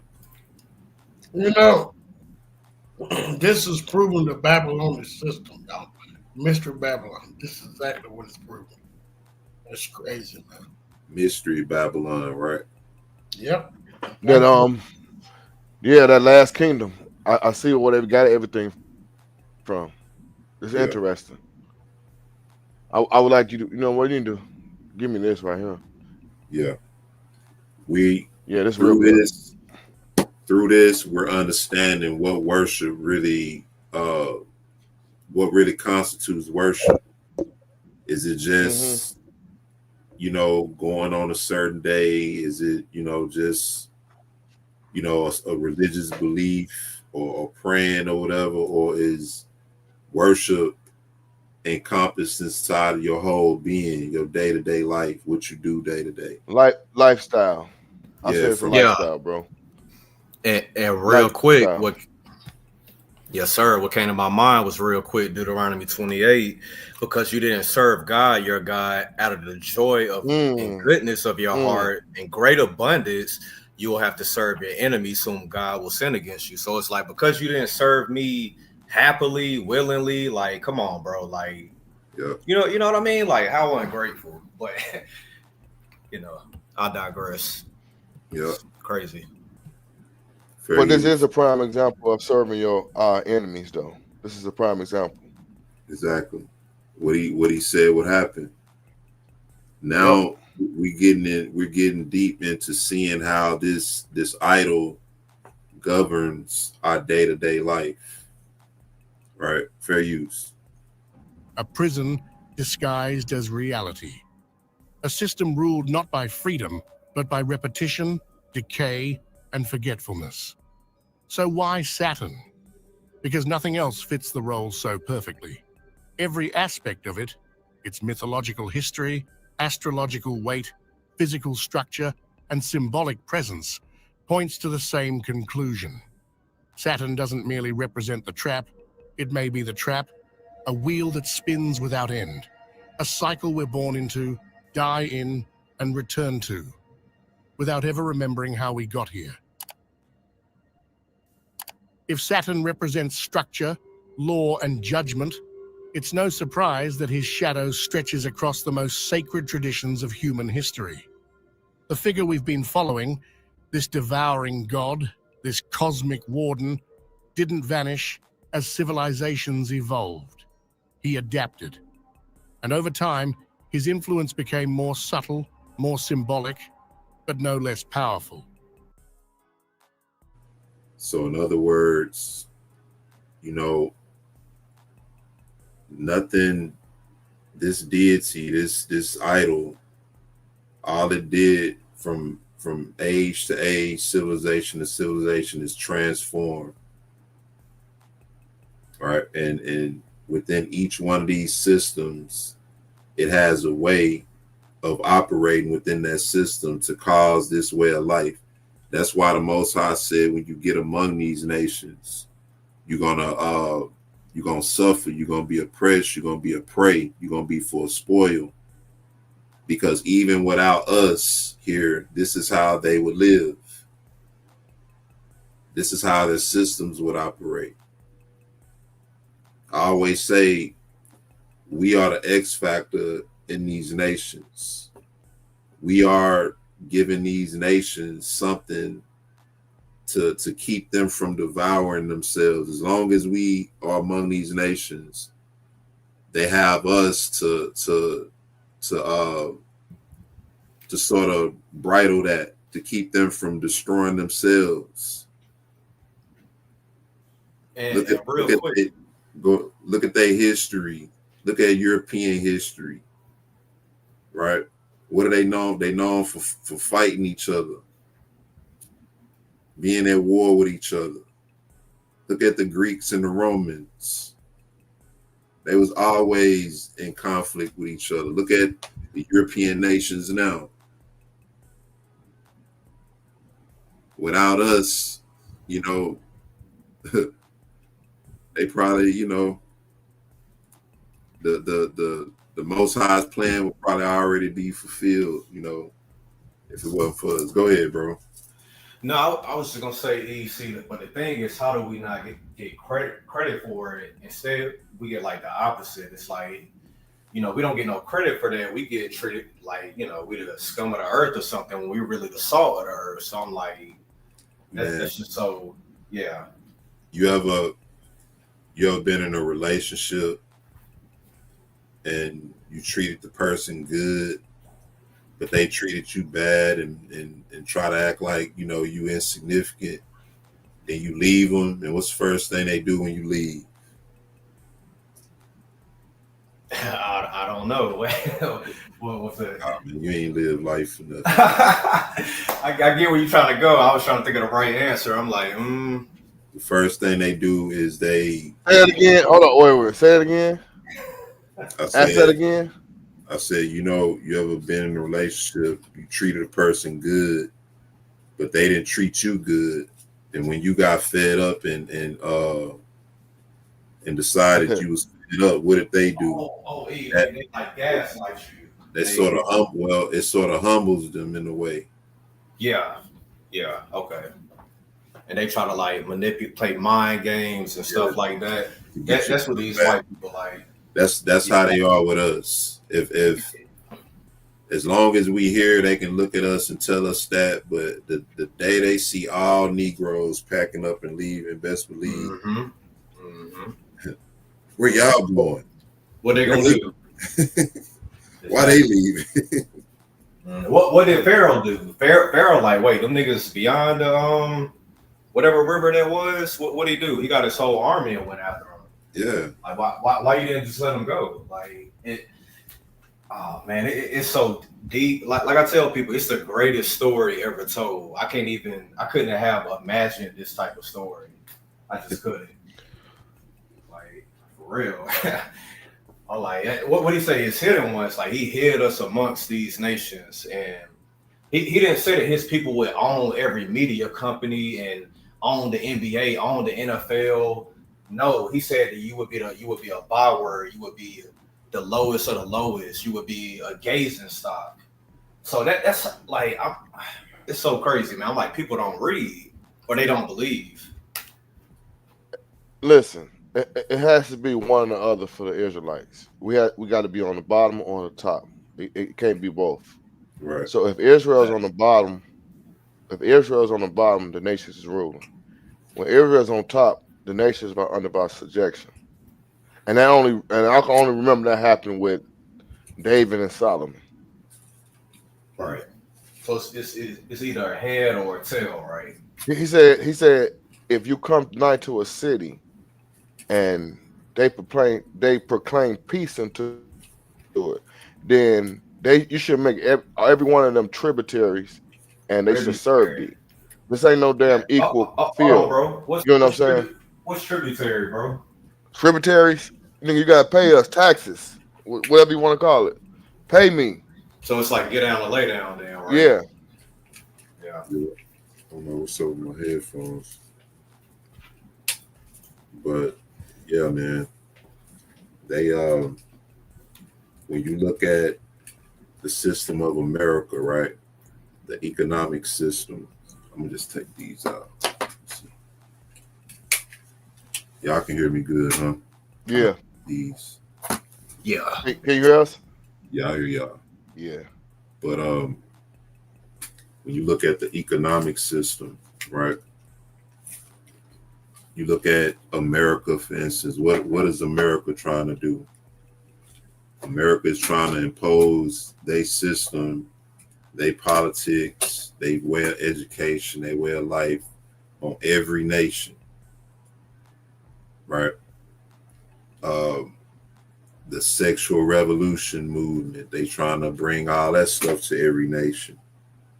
And this is, you know, symbolic of what it's saying, the system of decay. We get caught up in these systems. You know, you find yourself in a job working for years and years and years, and then they end up letting you go, right?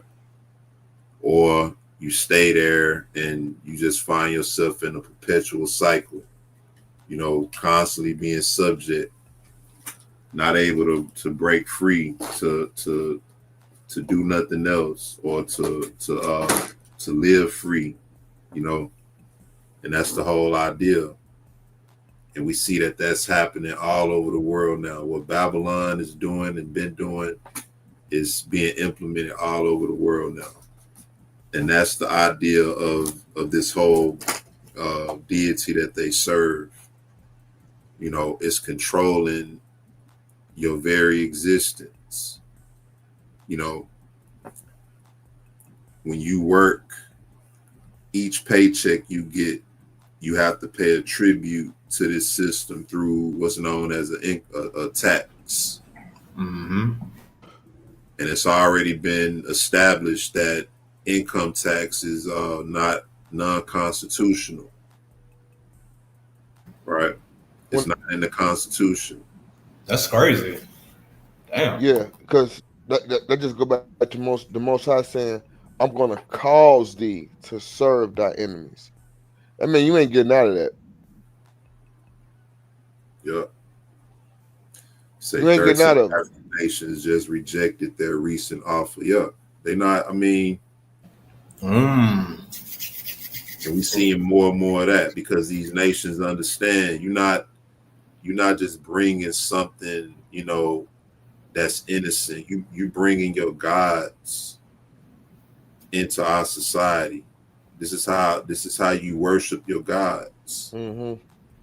Yeah, it's voluntary. Indeed.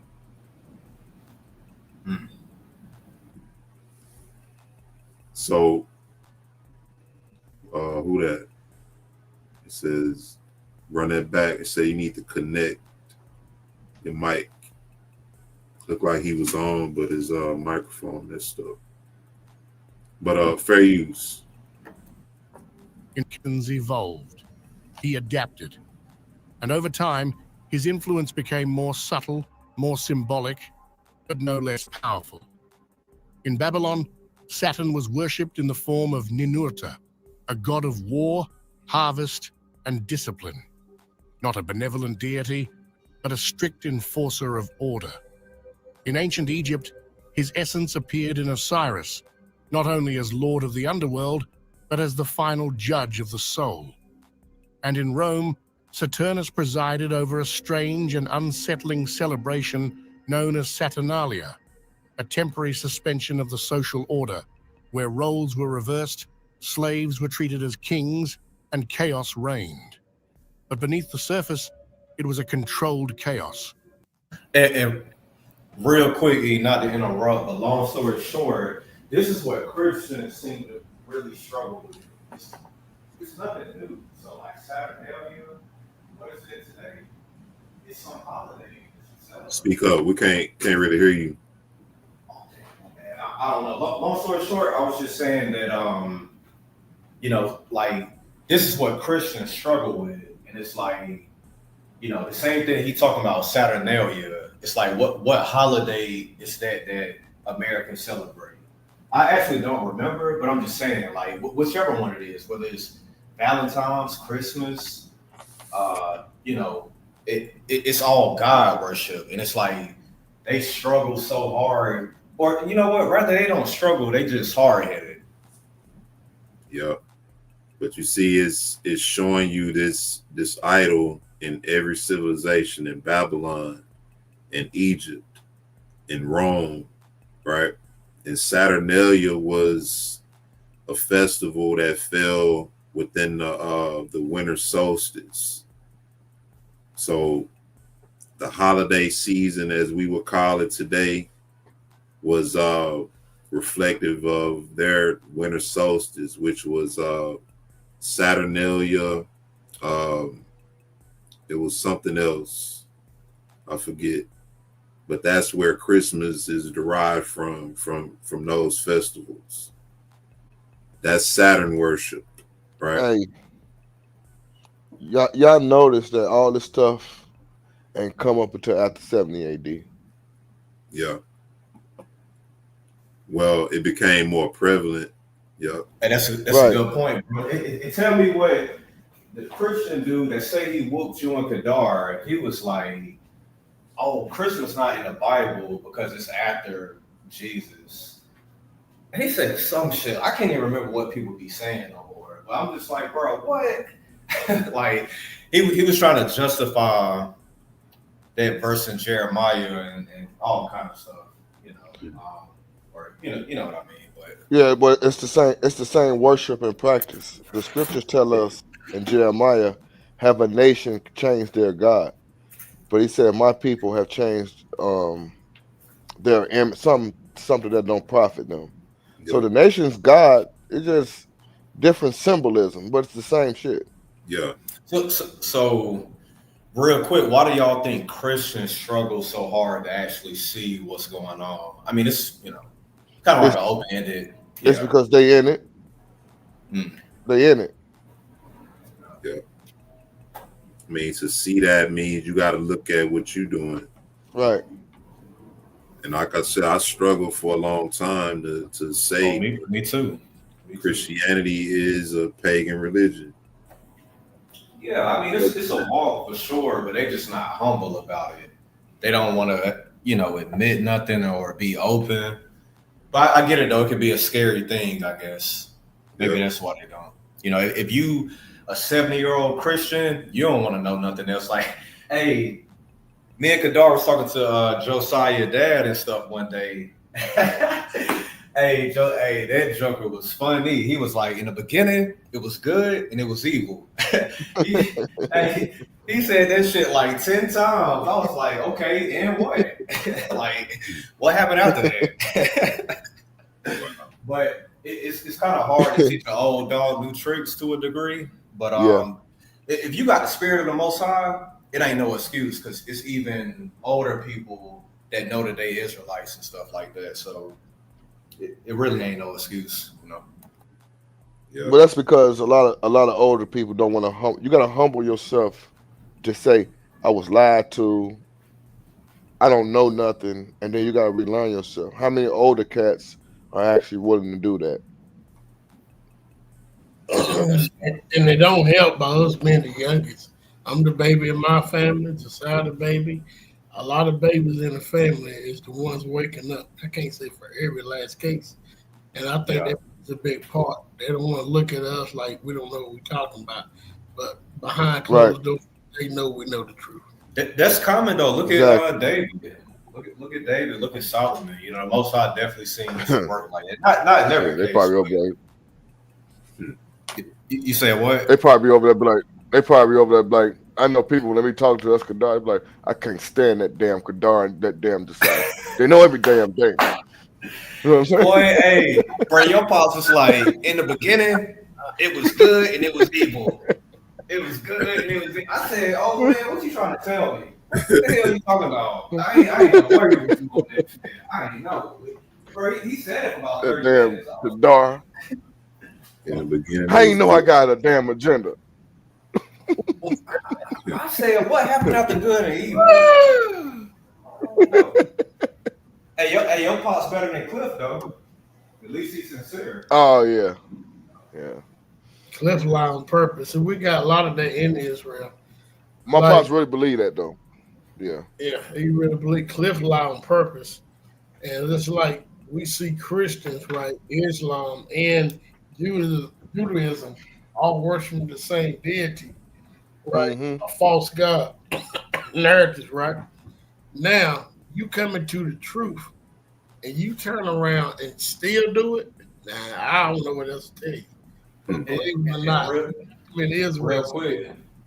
Oh, my bad. But one big prop to you, Kadar, is the fact I tell people, I'm like, nah, he was a pastor. What do you mean? Like, literally, you were a whole Christian pastor. I mean, bruh, that's the Most High Spirit working. That's proof. You know, so it's just no excuse, low key. But I do pray for the older people. I mean, I pray for everybody, but I'm like, all right, you know, maybe they didn't have the internet. I mean, I don't know, you know, but it's up to him at the end of the day. It's the point I'm making. Yeah, They always blame it on the weather. it's a time for family. Yeah, that's the main hook they use. You know, it's a time for family. And yeah, when I first came into the truth of it all, I still somewhat considered that to a degree, you know, because it's like, okay, we living in this system. Those are the only days we have off, you know.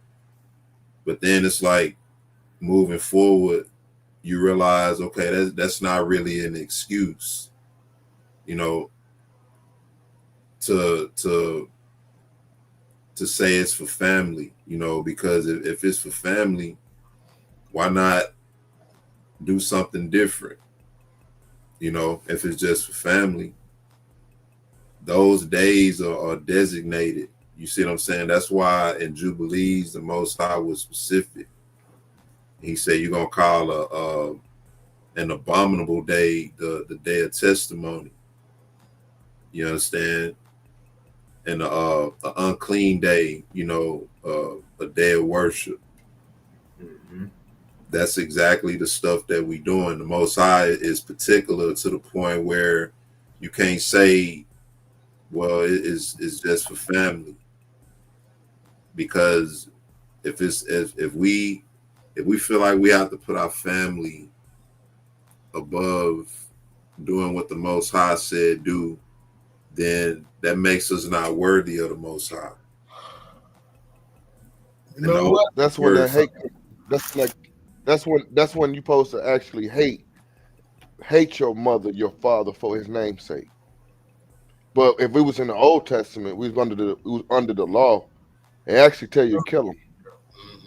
If your mother, your father, your friend entice you and say, "Oh, let's go worship some secret gods," namely among, you got to be the first one to kill them. Now, Go I ahead. think does that sound like something the world would be agree with? That, but that's what the Most High is saying in His Word, right? What would the average Christian say if you say that? Thank you. You going to hell? I don't feel like I don't think my God would. There you go. You know, Why would a loving God do something like that? no, to y'all question the other day, that's philosophy. That's what philosophy is. You are self-interpreting your own version of the Most High. You know what I mean? Like, And that's called trying to break down the nature of the Most High, when our people didn't do that.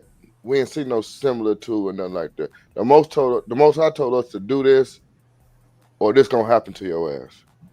And he said His ways are above our ways. So think about this. Right.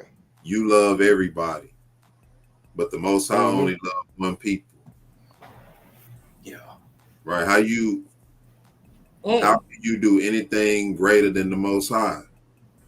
Not possible. And also, how the hell you gonna have a bigger? How the hell you gonna have a bigger heart? How the hell you gonna have a bigger heart than the Most High? And he said the heart is desperately wicked. In the book of Second Esdras, he said, like, can you love the creature more than I can? Can you love the creation more than me? Like, you nigga, you don't love your mama more than the Most High, dude. Like, you gotta humble yourself. You know what I mean? Like, oh man, y'all get me on my soapbox. I'm like, all right, but can you love the creature more than the Most High? Yes or no? Like, no, you can't. All right, what I mean, all right, E, can you love your kids more than the Most High can? No. Exactly. It's impossible. What? Exactly. I mean, even though you got a good heart, obviously, but it's just that the Most High He said, I know the plans to prosper you, to give you an expected end, for your good and not your bad. So I'm like, that's what we gotta trust in, that he has a plan for us. So you don't need to try to be God type thing. You know what I mean? Like, I don't know. Religion has destroyed us. I just ended with saying that religion Well, has messed us up. according to the heathens, the heathens they think for their life. They care about food, raiment, clothes, shelter. The Most High told us not to worry about that. That's He right. told us to trust in Him. That's right. That's how they worship their gods. This is why this Saturn is not the planet. It's a prison of God. It's pretty good because No, you're Money showing destroy that God. you're showing their history. You're showing what they really serve and what you know what I'm saying, which is idols and money. Money, yeah. Now you brought that up, right? I was gonna Yeah. bring it up after Go this. and go. Now you see how Mashiach even gave you an example of worship. You see what I'm saying? He said, "Don't worry about these things, because after these things do the Gentiles seek." But now we're put in that position. We have to work to provide the things that we need. You see what I'm saying? And that's what he said would happen to us. And what And serve the gods and your enemies. and what they say, man, I'm trying to get this bag. Exactly. I'm trying. Black I'm trying to eat. Yeah, exactly. I'm And thinking about my brother said. I'm thinking about my families. Like, come on, man. Yeah, no, I heard you, my bad. I'm just thinking about that dude Orlando Brown, that he played a major pain and he acted all crazy. Y'all know the Orlando Brown? Is that his name?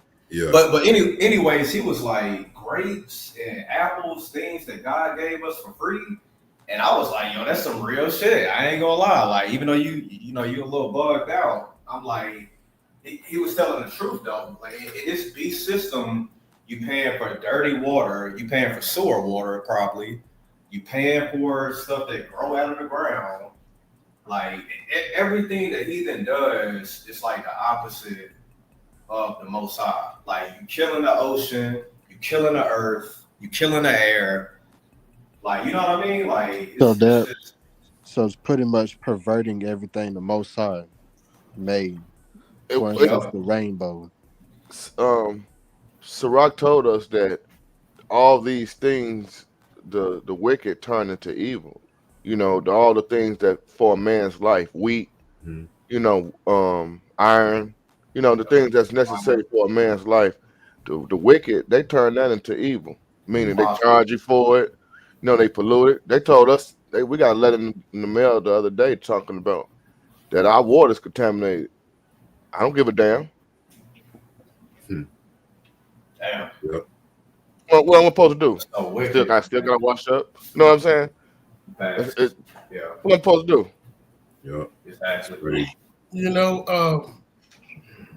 When we look at these three religions, Christianity, Islam, and Judaism, just like last night, what is that leading people to? And this is what they're leading people to hell. I would agree with you. Ain't no way in the world can you tell me that you got saved believing like Jesus. And then, I know a lot of Christians, Israelites saying that. Well, 40 years ago, I got saved, but you didn't know you were an Israelite 5 years ago. There's stuff like that. So now that you know you are an Israelite, why would you turn and continue to call yourself a Christian? Why would you call yourself a Greek, following out everything got to do with Greek? You know the truth. And this is the road to hell fire. There's no way out of this. If you look at Saturn, it's not a planet.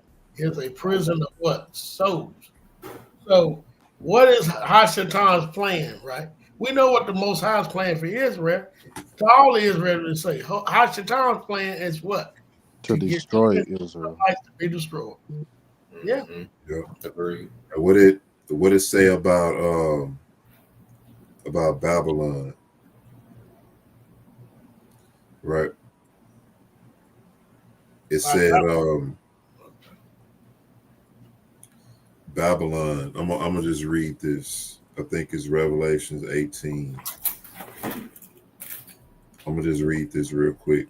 We almost through with this this video here. Revelations 18, because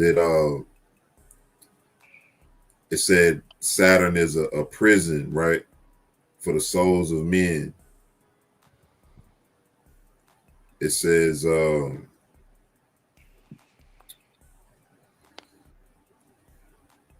talking about Babylon. It says, and the merchants of the earth shall weep and mourn over her, for no man buyeth their merchandise anymore. The merchandise of gold, of silver, of precious stones, of pearls, and fine linen, purple, silk, scarlet, tying wood, and all manner of vessels of ivory, all manner of vessels of most precious wood, and of brass and iron and marble, and cinnamon and odors and ointments and frankincense and wine and oil, fine flour, wheat and beasts and sheep and horses and chariots and slaves and souls of men. All in Babylon, right? Slaves and souls of men are trapped in Babylon. And this is how they're being trapped through all this merchandise. They make America look like the greatest country in the world, all over the world. And everybody want to come here for this very purpose, all this stuff. They think it's better opportunities. And a lot of these opportunities, they only able to get them because of what happened to our ancestors, the wealth that was generated from what our ancestors did. Yeah. They're able to get grants and different things, but it's basically describing what this system is serving and what's behind this system. The hidden understanding, what God or what deity are they worshiping and serving as God? And that very thing is what's causing the system that we under right now. It all goes back to Satan himself. And real quick, didn't he say come out of her so that you don't partake of her sins? So how are Christians interpreting that? Like, what do they think he's talking about? This right here. Yeah. It's that I'm on that wine from the wine party, y'all. I'm chilling. You know what? Oh, what you got there? What you got there, my boy? Okay. Man, that man Kadar threw a nice little shit. Yeah, but like you was talking about, come out of her, that's the Revelations 18:4. Don't be partaker of her sins. Like earlier, when you were just looking at this, you know this is the system of Babylon when Earth brought this out. And this is the thing. When Christians read that, I would love to have their take on when it says come out of her, what it's talking about. Right. Yeah. Talking about coming out the world, what they'll say probably crazy. When you look at when it's talking about her, the nations are women. Even Israel is a woman. So when it's talking about her, it's actually talking about a nation. Come out of her. Babylon is a woman, right? Exactly. Her. Delicate. Let's get some more of this, because what it's describing now, what it's showing you is the role that Saturn is playing throughout all the civilizations, how he was worshipped. Oh, those civilizations. One more thing is, excuse me, but I was gonna say real quick, like y'all gotta understand that even Superman symbolizes what? Saturn. It's so many Marvel, DC, it's so many superheroes that they put right in front of you. Even a hero or a titan, it's like a Greek god. You know, you got like Thor, you got, all of these. Y'all, you know how I go, but Yeah, but now you can get with you on there on the backstage. which one? What are you talking about? Oh, on, Lord. on all the Just think about it. superheroes. You can get with all your superheroes. Yeah, you praising the gods, boy.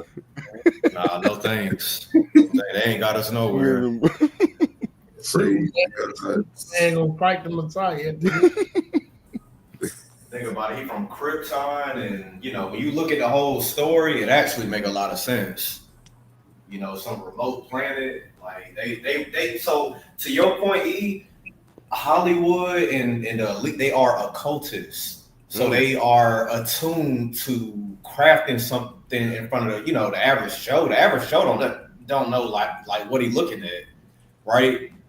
And I'm not saying like I know it all, but I'm just like, bro, like, Yeah. This is the stuff that we so ignorant to. But he say, my people perish for a lack of knowledge, and it's like, this is the stuff that we gotta be more honest about. This is stuff that we gotta kind of like come out of. So if a white person found a rock that was probably green, they'll worship it because they're the type of people that worship the creation, act of the Creator. They so fascinated with what they see that they worship it. And one more thing, bro. It's like for real, son. But it's like I've noticed with them, like you have to jump off of a mountain to feel alive. You have to jump out of a helicopter. You have to go in the middle of the forest and mess with nature. You have to kill to feel alive. That's not how Jacob felt. Jacob was a peaceful shepherd, right? Jacob was Abel was a peaceful type of chill dude. But when I bump into these guys, I'm like, bro, why you want to seem so smart to me? Why you trying so hard to impress me? Why you want to tell me about how the earth work and the stars work? I don't care. You feel me? But like they are so inferior that this is how they move. And I'm like, y'all act like y'all so superior. And I'm like, it baffles me. Yep. Deuteronomy say, your enemies shall be found liars unto thee.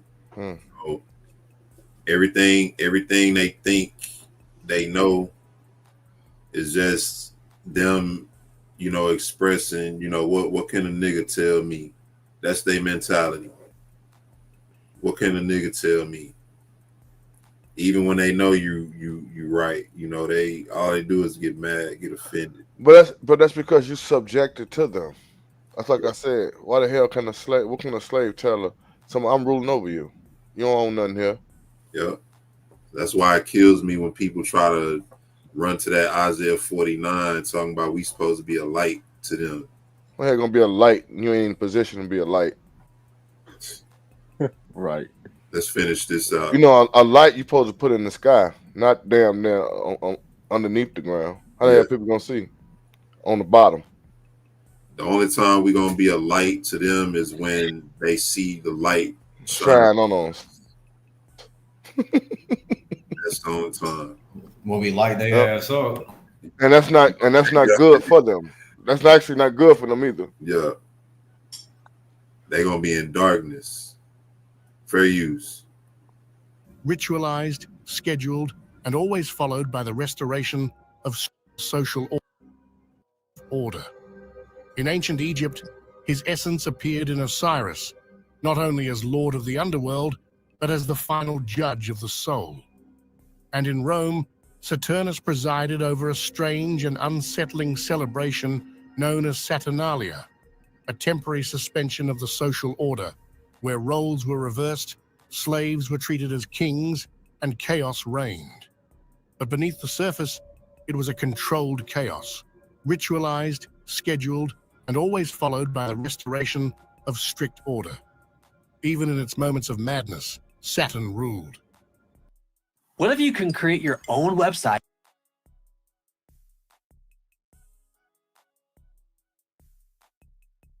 In 1656, a mystic monk in Florence claimed that during a ritual trance, he saw a black throne in the sky, a cube pulsing with voices. He believed it to be Saturn's seat of judgment.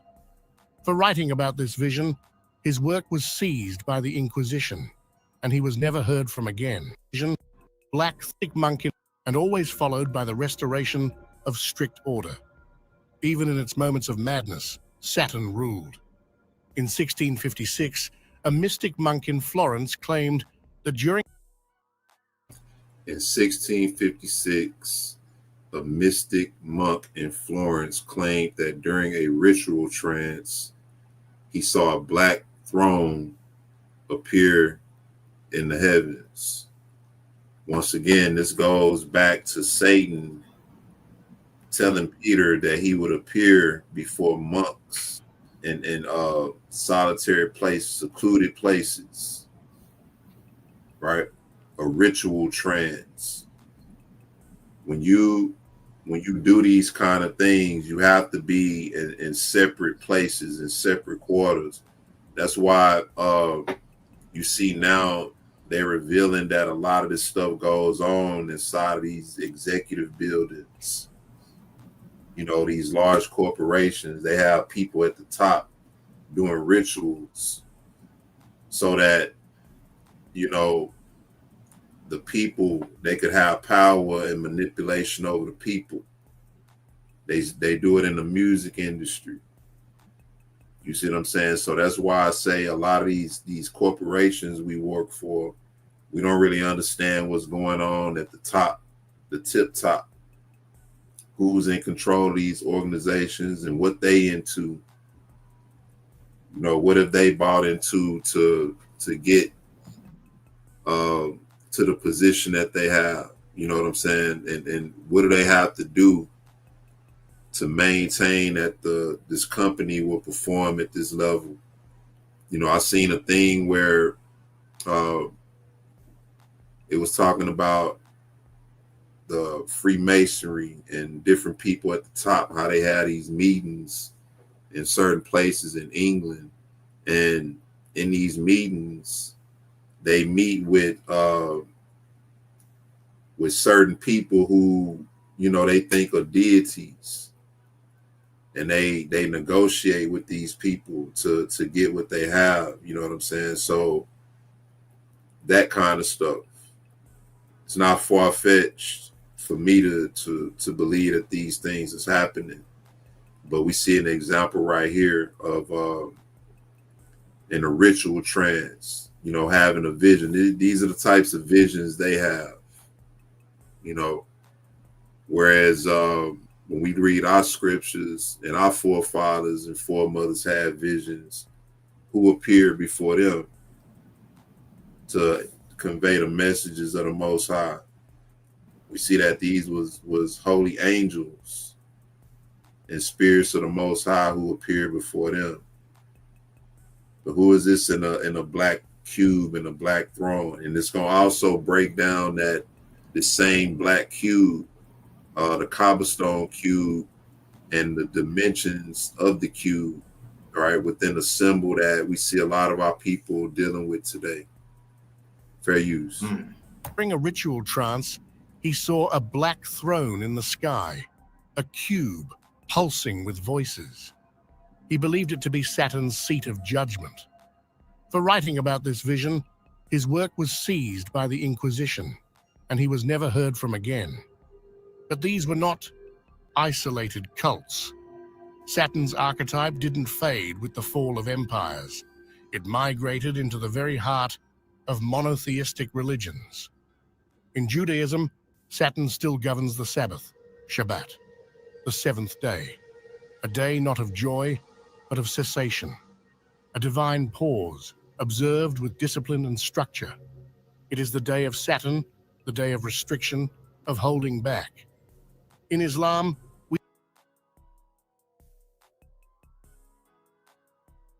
And real quick to your point, E, I was just saying that, you know, the structure and discipline of Islam appeals to our people, whether in the prison system or can you still hear me?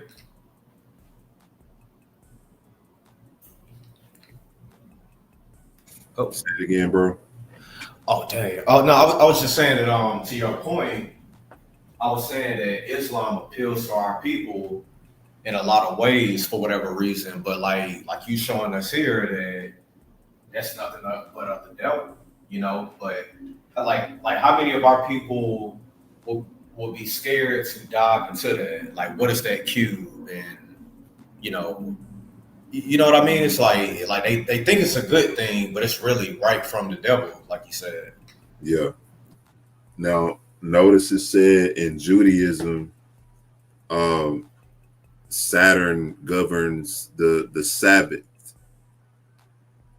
the seventh day that we know is Saturday. I'm gonna run it back.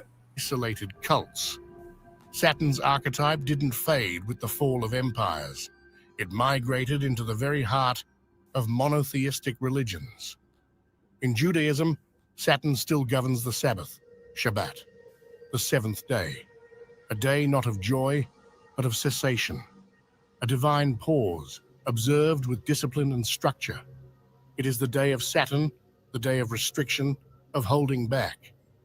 In Islam, So what they just described to you is how they view the Sabbath, right? Or how they view the seventh day within this system, Saturday. They look at it as a day of cessation, not a day of joy, right? What did the Most High say the Sabbath is for Israel? It says it's a day of rest, it's a day of remembrance, right? And worshiping the Most High. But they look at it as a day of holding back, you know, a day of restraint and being held back.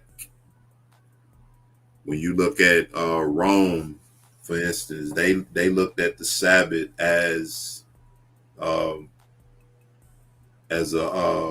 day, a wasted day. They didn't believe in having no days off. So they looked at the Sabbath as just pretty much a day of you know, trying to be lazy and not do anything. That's how they viewed it. But we see that in Judaism, they seen it as not a day of joy or rest, but a day of restraint and being held back from things. But this is Saturn, right? This is the position that they play. This is why we did the video about Saturday and our brothers and sisters who observe Saturday as a Sabbath. Is not to try to slight anybody or to tell anybody to stop doing what you're doing. It's to help us understand what we're doing in the light of what the Most High said. He said we would be doing these things. And he said that, you know, while we're in these nations, we will go astray as to the Sabbaths and new moons and things like that. So, Brother E, I have a question real quick. Yo. Is that why they have us working on Saturdays as well? Would you say that'd be? Well, today, when you look at today, everything is more commerce based, and we fell more from the 5-day work week, traditional week, to now, you know, you can work, you have jobs working any day of the week. You know, my schedule is working weekends.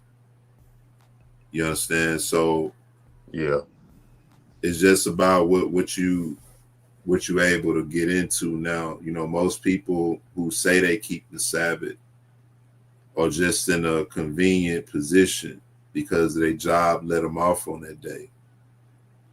You see what I'm saying? But what if your job requires you to come in on that day? Well, you can say, well, I'll get another job, or I'll pray to the Most High, and I believe in all of that, you know. But the whole point is, when you subject to this system, you have to be where they tell you to be. You have to show up when they tell you to show up. All right. And so that's just giving you in Judaism, the position that Saturn holds, he governs what we know of today as the seventh day, what most people observe as the Sabbath. That's the day of Saturn. All right. Fair use.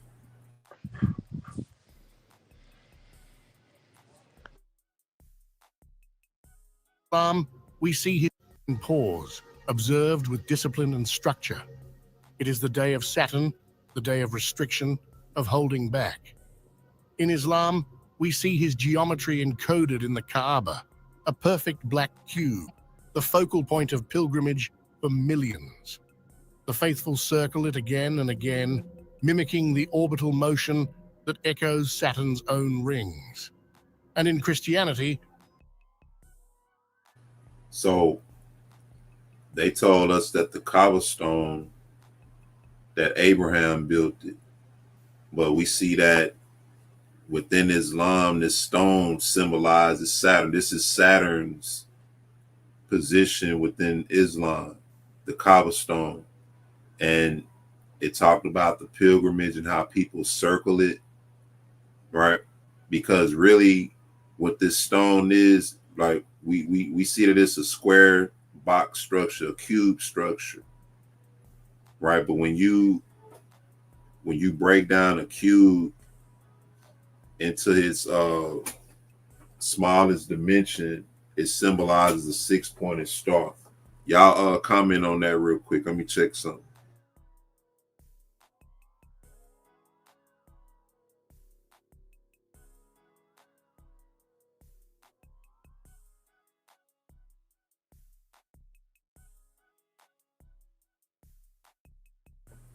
All right, I'm back.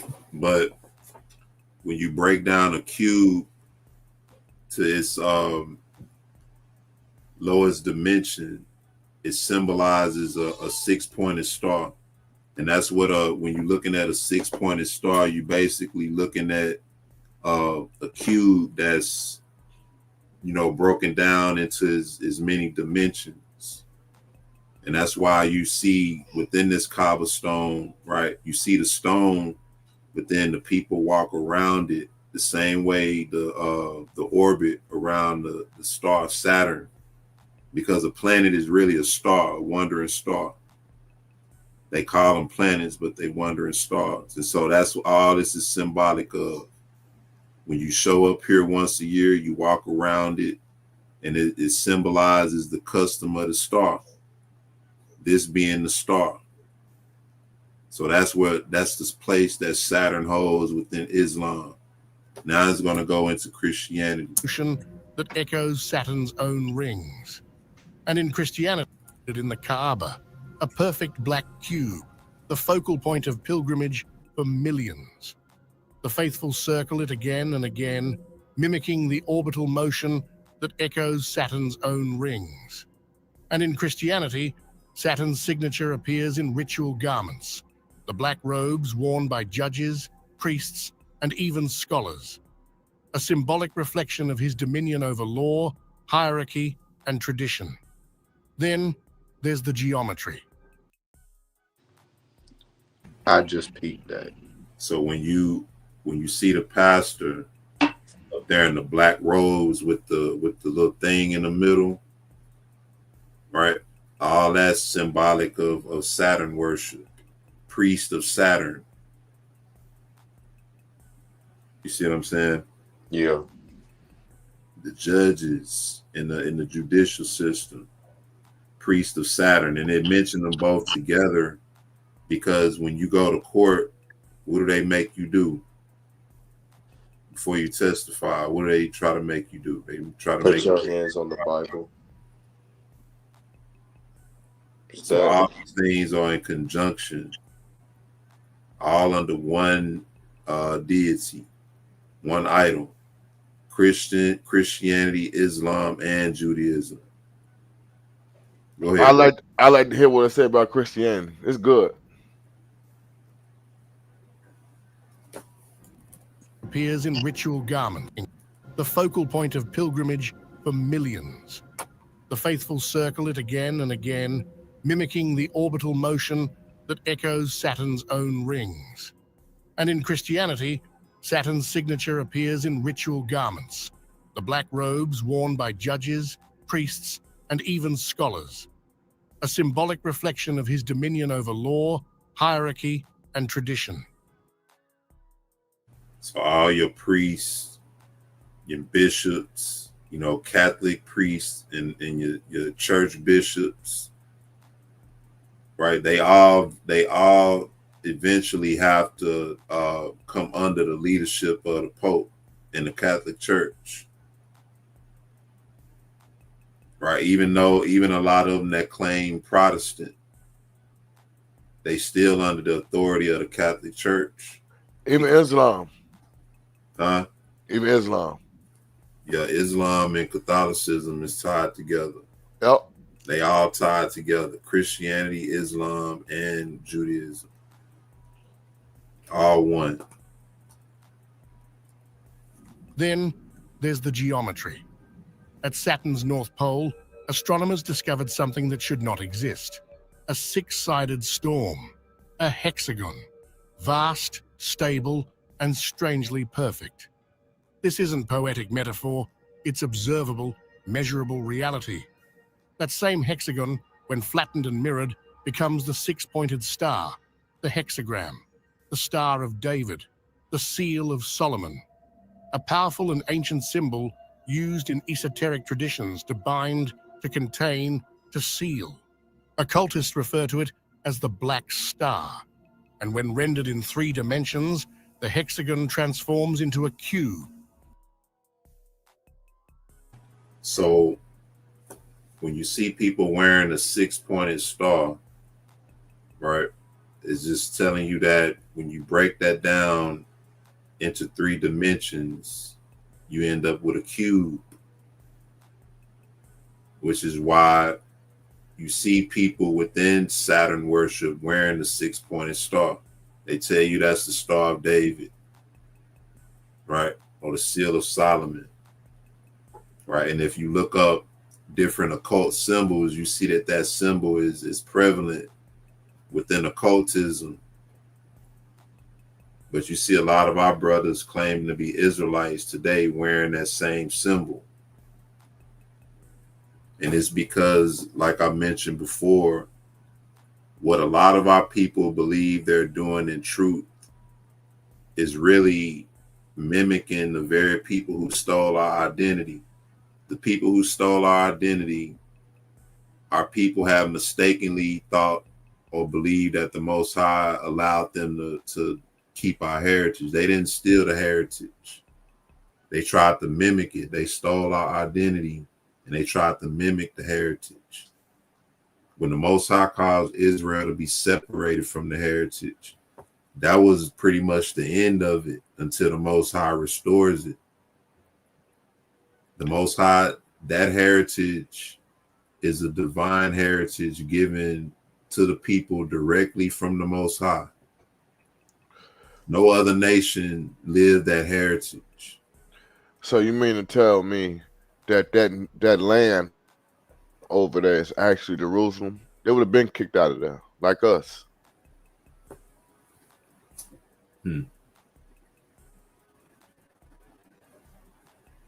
Wherever the Is that land part of is, heritage? it said the land will keep her Sabbaths. You know, when it said Jerusalem shall be trodden down of the Gentiles, you know, that could go a couple of ways. Some people believe it's talking about the people. You know, some people believe it's talking about the land over there.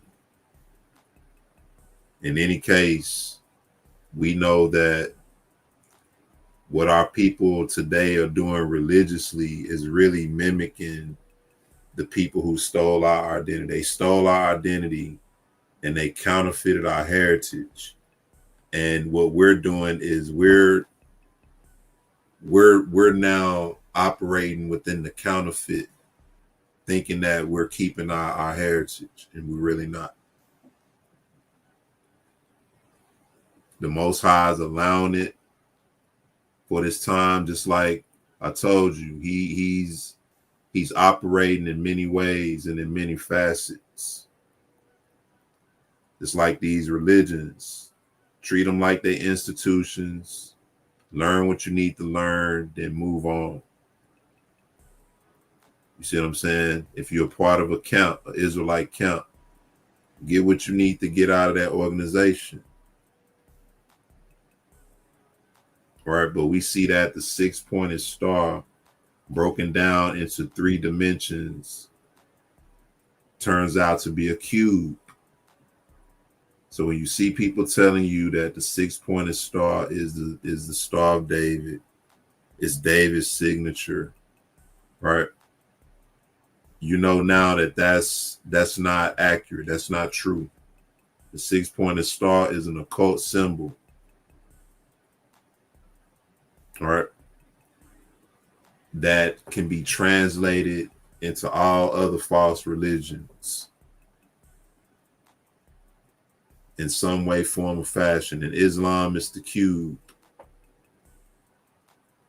You see what I'm saying? Fair use. Powerful and ancient system, when flattened and mirrored, becomes the 6-pointed star, the hexagram, the star. So the cube, when flattened and mirrored, becomes a hexagram or a 6-pointed star. And you can see that. You know, my kids, they have a lot of these little shapes, and you can kind of see that to a degree. If you take the cube and put 1 point at the top, 1 point at the bottom, you can see the dimensions and how you can make a 6-pointed star out of those dimensions. So it's letting you know a cube flattened, right? It translates into a 6-point star, and the 6-point star in its 3rd dimension is translates into a cube. Star of David, the seal of Solomon, a powerful and ancient symbol used in esoteric traditions to bind, to contain, to seal. Occultists refer to it as the black star, and when rendered in 3 dimensions, the hexagon transforms into a cube, the same shape as the Kaaba, the philosopher's stone, the alchemical prison of matter. In symbolic systems, the cube is not just a container, it's a cage, an object that reflects stability, but also limitation, the perfection of form, and the loss of movement. Saturn, in this context, becomes more than a planet or a mythological figure. He becomes the silent architect of the physical world's laws. His symbolism shapes not only temples and rituals, but calendars and culture, even language. Saturday is his day, the final day of the week, the reset before the next cycle begins. But perhaps the most unsettling aspect of all this is how little of it we notice. The perfection of form and the loss of movement. Saturn, in this context, becomes more than a planet or a mythological figure. He becomes the silent architect of the physical world's laws. His symbolism shapes not only temples and rituals, but calendars and culture. He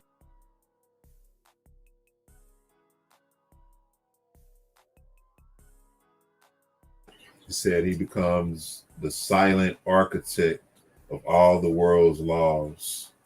So in other words, he's working behind the scenes. All right, he's working in the shadows. Most people, majority of people do not know that this is the God that's behind pretty much every false religion, every false system, right? This is what is rooted in this worship.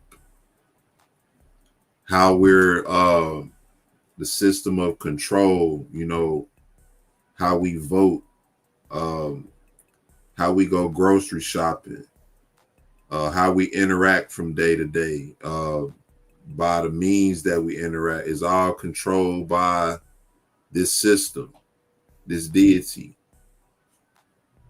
And this is how they keep control. You know how they say, you know, the eyes are everywhere watching. Well, we know the Most High's eyes are watching. So if we know that the Most High's eyes are watching, they have to mimic that in some way, form, or fashion. Yep. So what do? They give us devices, right? They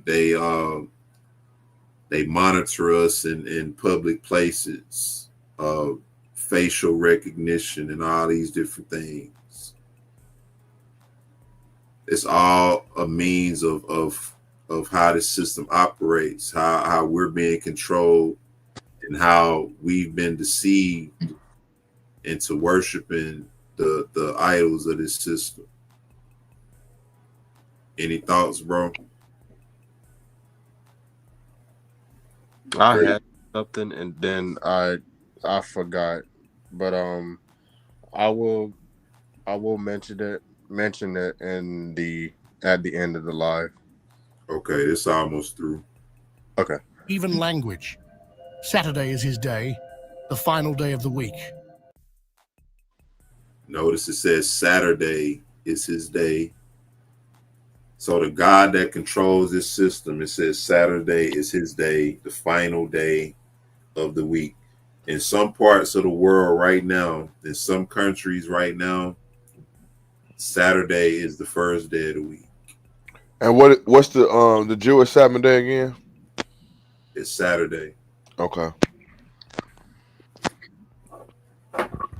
Right. Our people by default, because I'm telling you what it is, you know, it's the zeal. When I first came into the knowledge, learned who we was, I started keeping Saturday by default. Right? It's the 7th day. But then, you know, the Most High has a way of opening up your understanding, and it makes sense. We're living in a system that's void of counsel of the Most High, void of truth.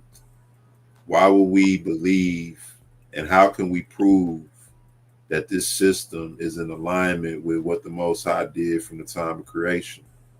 Because that's what he did with Israel. When he brought Israel out of Egypt and he established them, put everything in order, he was bringing them in alignment with a system that he started from the creation. So he pretty much instructed them, and they were supposed to fall in line with a system that was already in effect from the time of creation. But Saturday is his day, right? And we recognize Saturday within this system as the Most High's day, right? Let me see. I think that's it on this. The reset before the next cycle begins. But perhaps the most unsettling aspect of all this is how little of it we notice. The rituals continue. The symbols surround us. The archetype persists, but the awareness is gone. Saturn has become invisible by becoming normal. Saturn is not absent from our lives. He's everywhere, hidden in plain sight.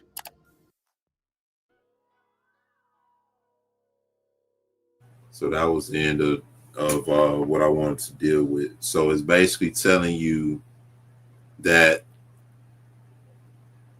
this deity is pretty much in.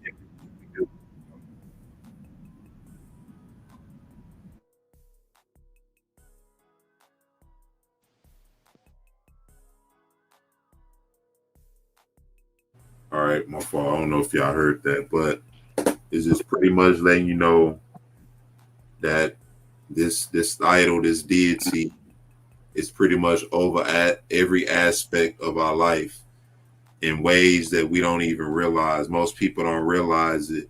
So what that tells me is that most people do not realize what worship really is. Because of Christianity, because of Islam and Judaism, we don't understand what worship really is. Church service is just a recharge for us to continue in the worship. The church service is not the actual worship. The church service is where you go to be indoctrinated, you go to be recharged, because the worship is carried out throughout the week. See what I'm saying? And I'll even change that. The church service is the worship, but that service is divine to recharge you to continue the worship throughout the week in ways you don't realize. See, and at the end of all that, you bring your money at the end of the week. You see what I'm saying? That's what it's designed to do. It's subtle. It's to keep us blind and numb to the fact that we're living in a system that's controlled and ordered by something. And that something is what the Most High said we will be under as a means of our curse. He says Saturday is his day. Right? So he has a day, a set day. It didn't even mention Sunday. That's why a lot of brothers and sisters might get upset. But I said we're all aware of Sunday worship. But I even said that Saturday is even more deceptive than Sunday. Why? Because if you're not aware and understanding of the system that we in, all you got to do is look at this calendar. Saturday is the seventh day of the week. Right? It's the seventh day within this system. So when you read the Bible and you see the Most High say that the seventh day is for rest, by default, you're going to automatically assume Saturday.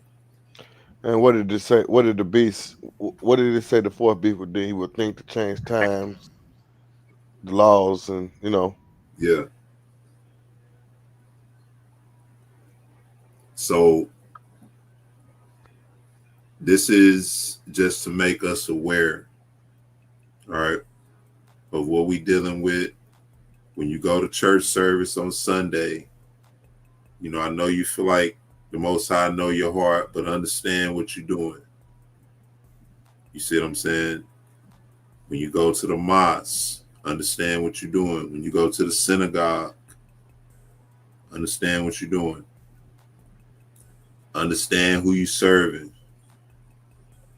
You see what I'm saying? Understand that by default, the Most High said these things would happen. So anything worship-wise, that's the vein you in. Because we're ordered to serve the Most High according to how he instructed. Anything else is something else. And it's outside of that. It's going astray from the Most High. That's why when you read Jubilees, he told them to observe the Passover according to how it's commanded, and not to keep the Passover in any place other than where he chose to place his name, because doing so would mean that you're going astray. Going astray from the Most High. Being in this captivity, the Most High made it to where we not only would be forgotten, but we would forget everything about who we are and everything about our heritage. We don't even know if where our land really is in alignment with where we are now season-wise. Because he said you will forget the seasons. You understand what I'm saying? So this curse was a curse, a spiritual curse embedded in our people to cause us to forget and be forgotten. we wouldn't remember nothing until the Most High woke us up. And see, we, even with the little bit we do know, we actually don't have no sense. We learn a little something, then we want to run out on the street corner and start cussing everybody out. Instead of just simply ministering to our people. Ain't no wrong with being out there. Why not? Why you can't just be out there and address your people? You see what I'm saying? Yeah. Or we condemning each other because, oh, you don't got on fringes. You see what I'm saying? Or your beard ain't long, so you going to hell. You're a 2/3 Negro. Or you don't believe the 12 tribes chart. You see what a little bit of knowledge do? And so I see why it is the way it is. And that's why y'all hear me say often that I believe that even a lot of our brothers and sisters in Christianity still, the Most High preserving them. Because, you know, it's about timing too. It's about timing. You see what I'm saying? Some people, you can't wake them up at the wrong time. You can't wake them up before they time. You see what I'm saying? Some people can handle, you know, you might think, man, I'm going to sleep for this long, but if something happens, you got to wake up before then. Some people can handle that. Not everybody can handle that. And we see that. Now a lot of the camps are being challenged now. And I knew this would happen. But the Most High work, you know, I just want everybody to understand what we dealing with. And this should, and like I said before, this is to cause us to be more lenient and understanding toward our people in general in this captivity. Whatever you think you know, it's by the grace of the Most High that you know it. And only that, because it ain't because you're smart, it ain't because you're bright, or you just so spiritual that the Most High chose to do. You know, Israel is the chosen. And so any Israelite now who find it in their heart to repent, you know, and ask the Most High, why we in this condition, the Most High will move. I'm a living witness to that. You will know. I'm telling y'all, man, 3 days from the time I asked the question, I had a full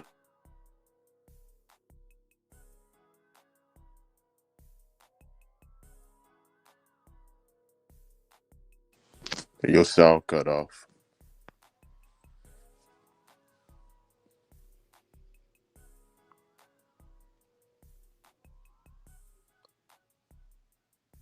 Brother E.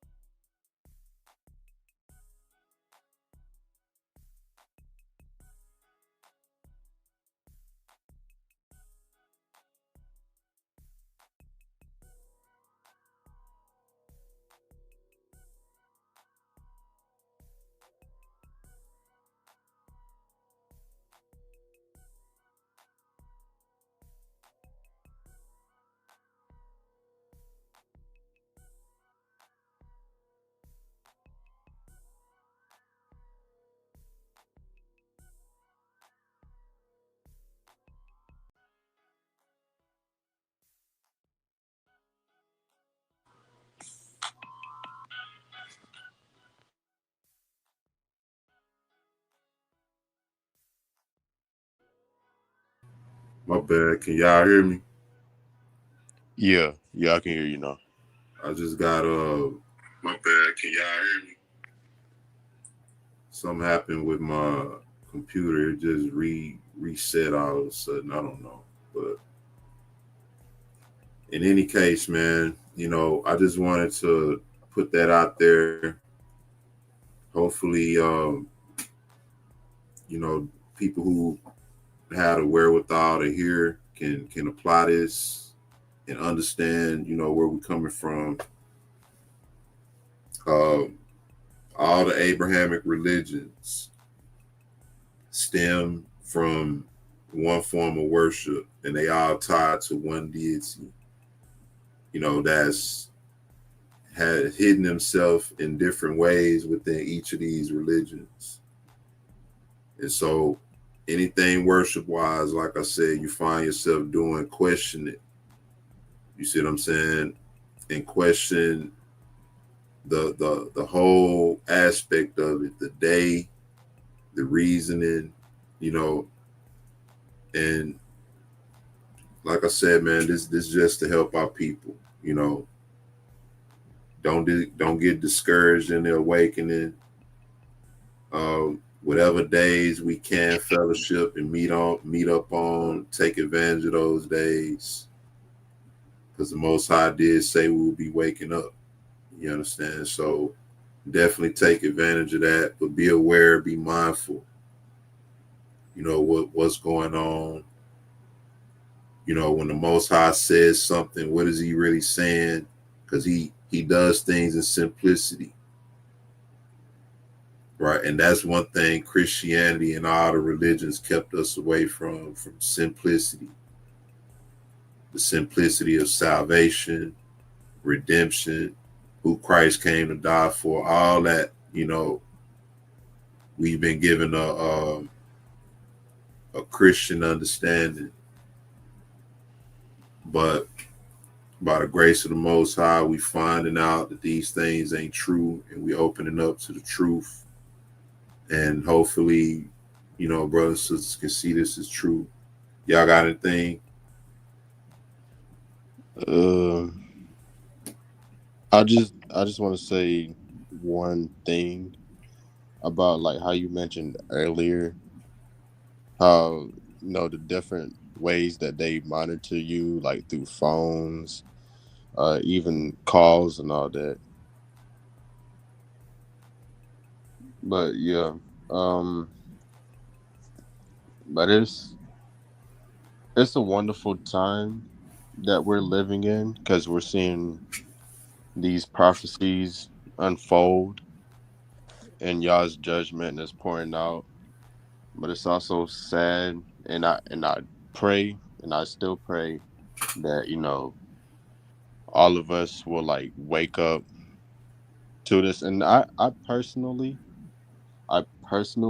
believe that all of us will wake up and see the system and these religions that they beat us into, or beat into our community, for what it is. But yeah, that's my final words. I just want to say, Israel, stay prayed up, and yeah, shalom. Love y'all, brothers. Shout out to Brother E, Josiah, Kadar, sons of Elohim, sons of Judah, Yanakota, and Yash. Shalom to y'all, and appreciate the great work that y'all put in. Hey, thank you, bro. Praise y'all. Glad you brothers could come on, man. Josiah, you got something? Oh, I got one more thing. Denise Wells, that's one thing I didn't know. She had mentioned about how they were going to make Sunday church law mandatory soon. So I don't know if y'all peeped that comment, but yeah, that is they're finding multiple ways to keep us from waking up to who we are. Yeah. It's interesting to see how that's gonna work out. Yep. Josiah, you still there?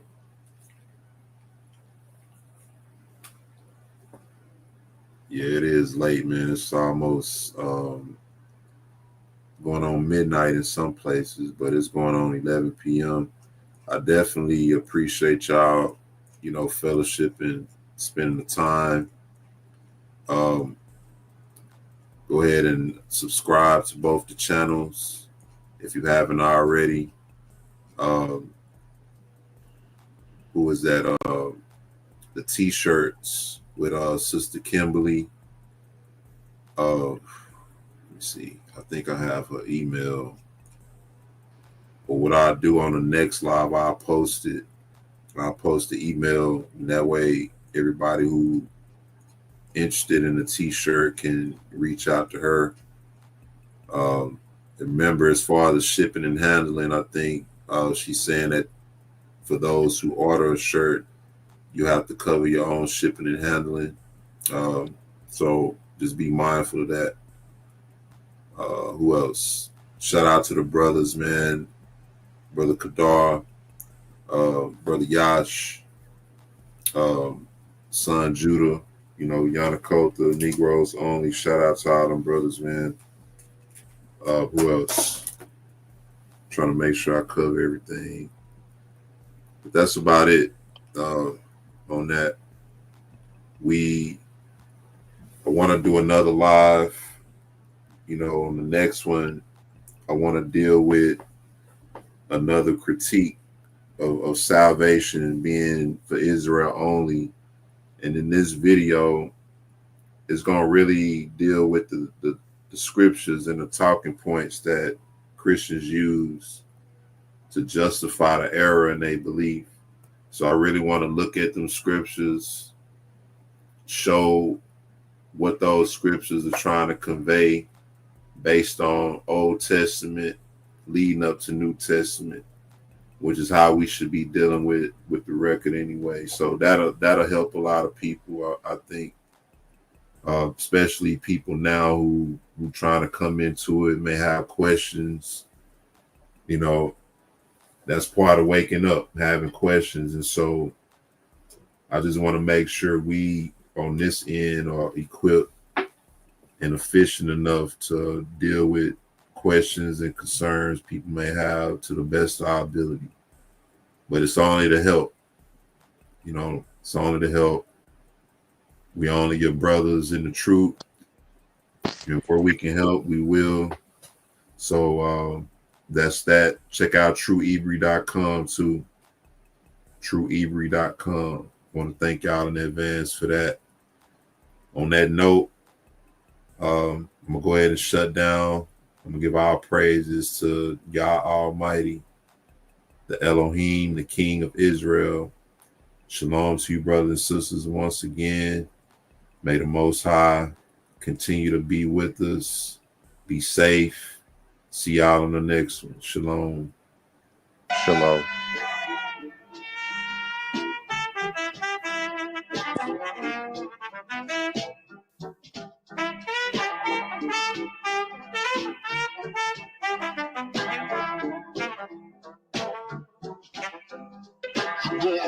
Suffering.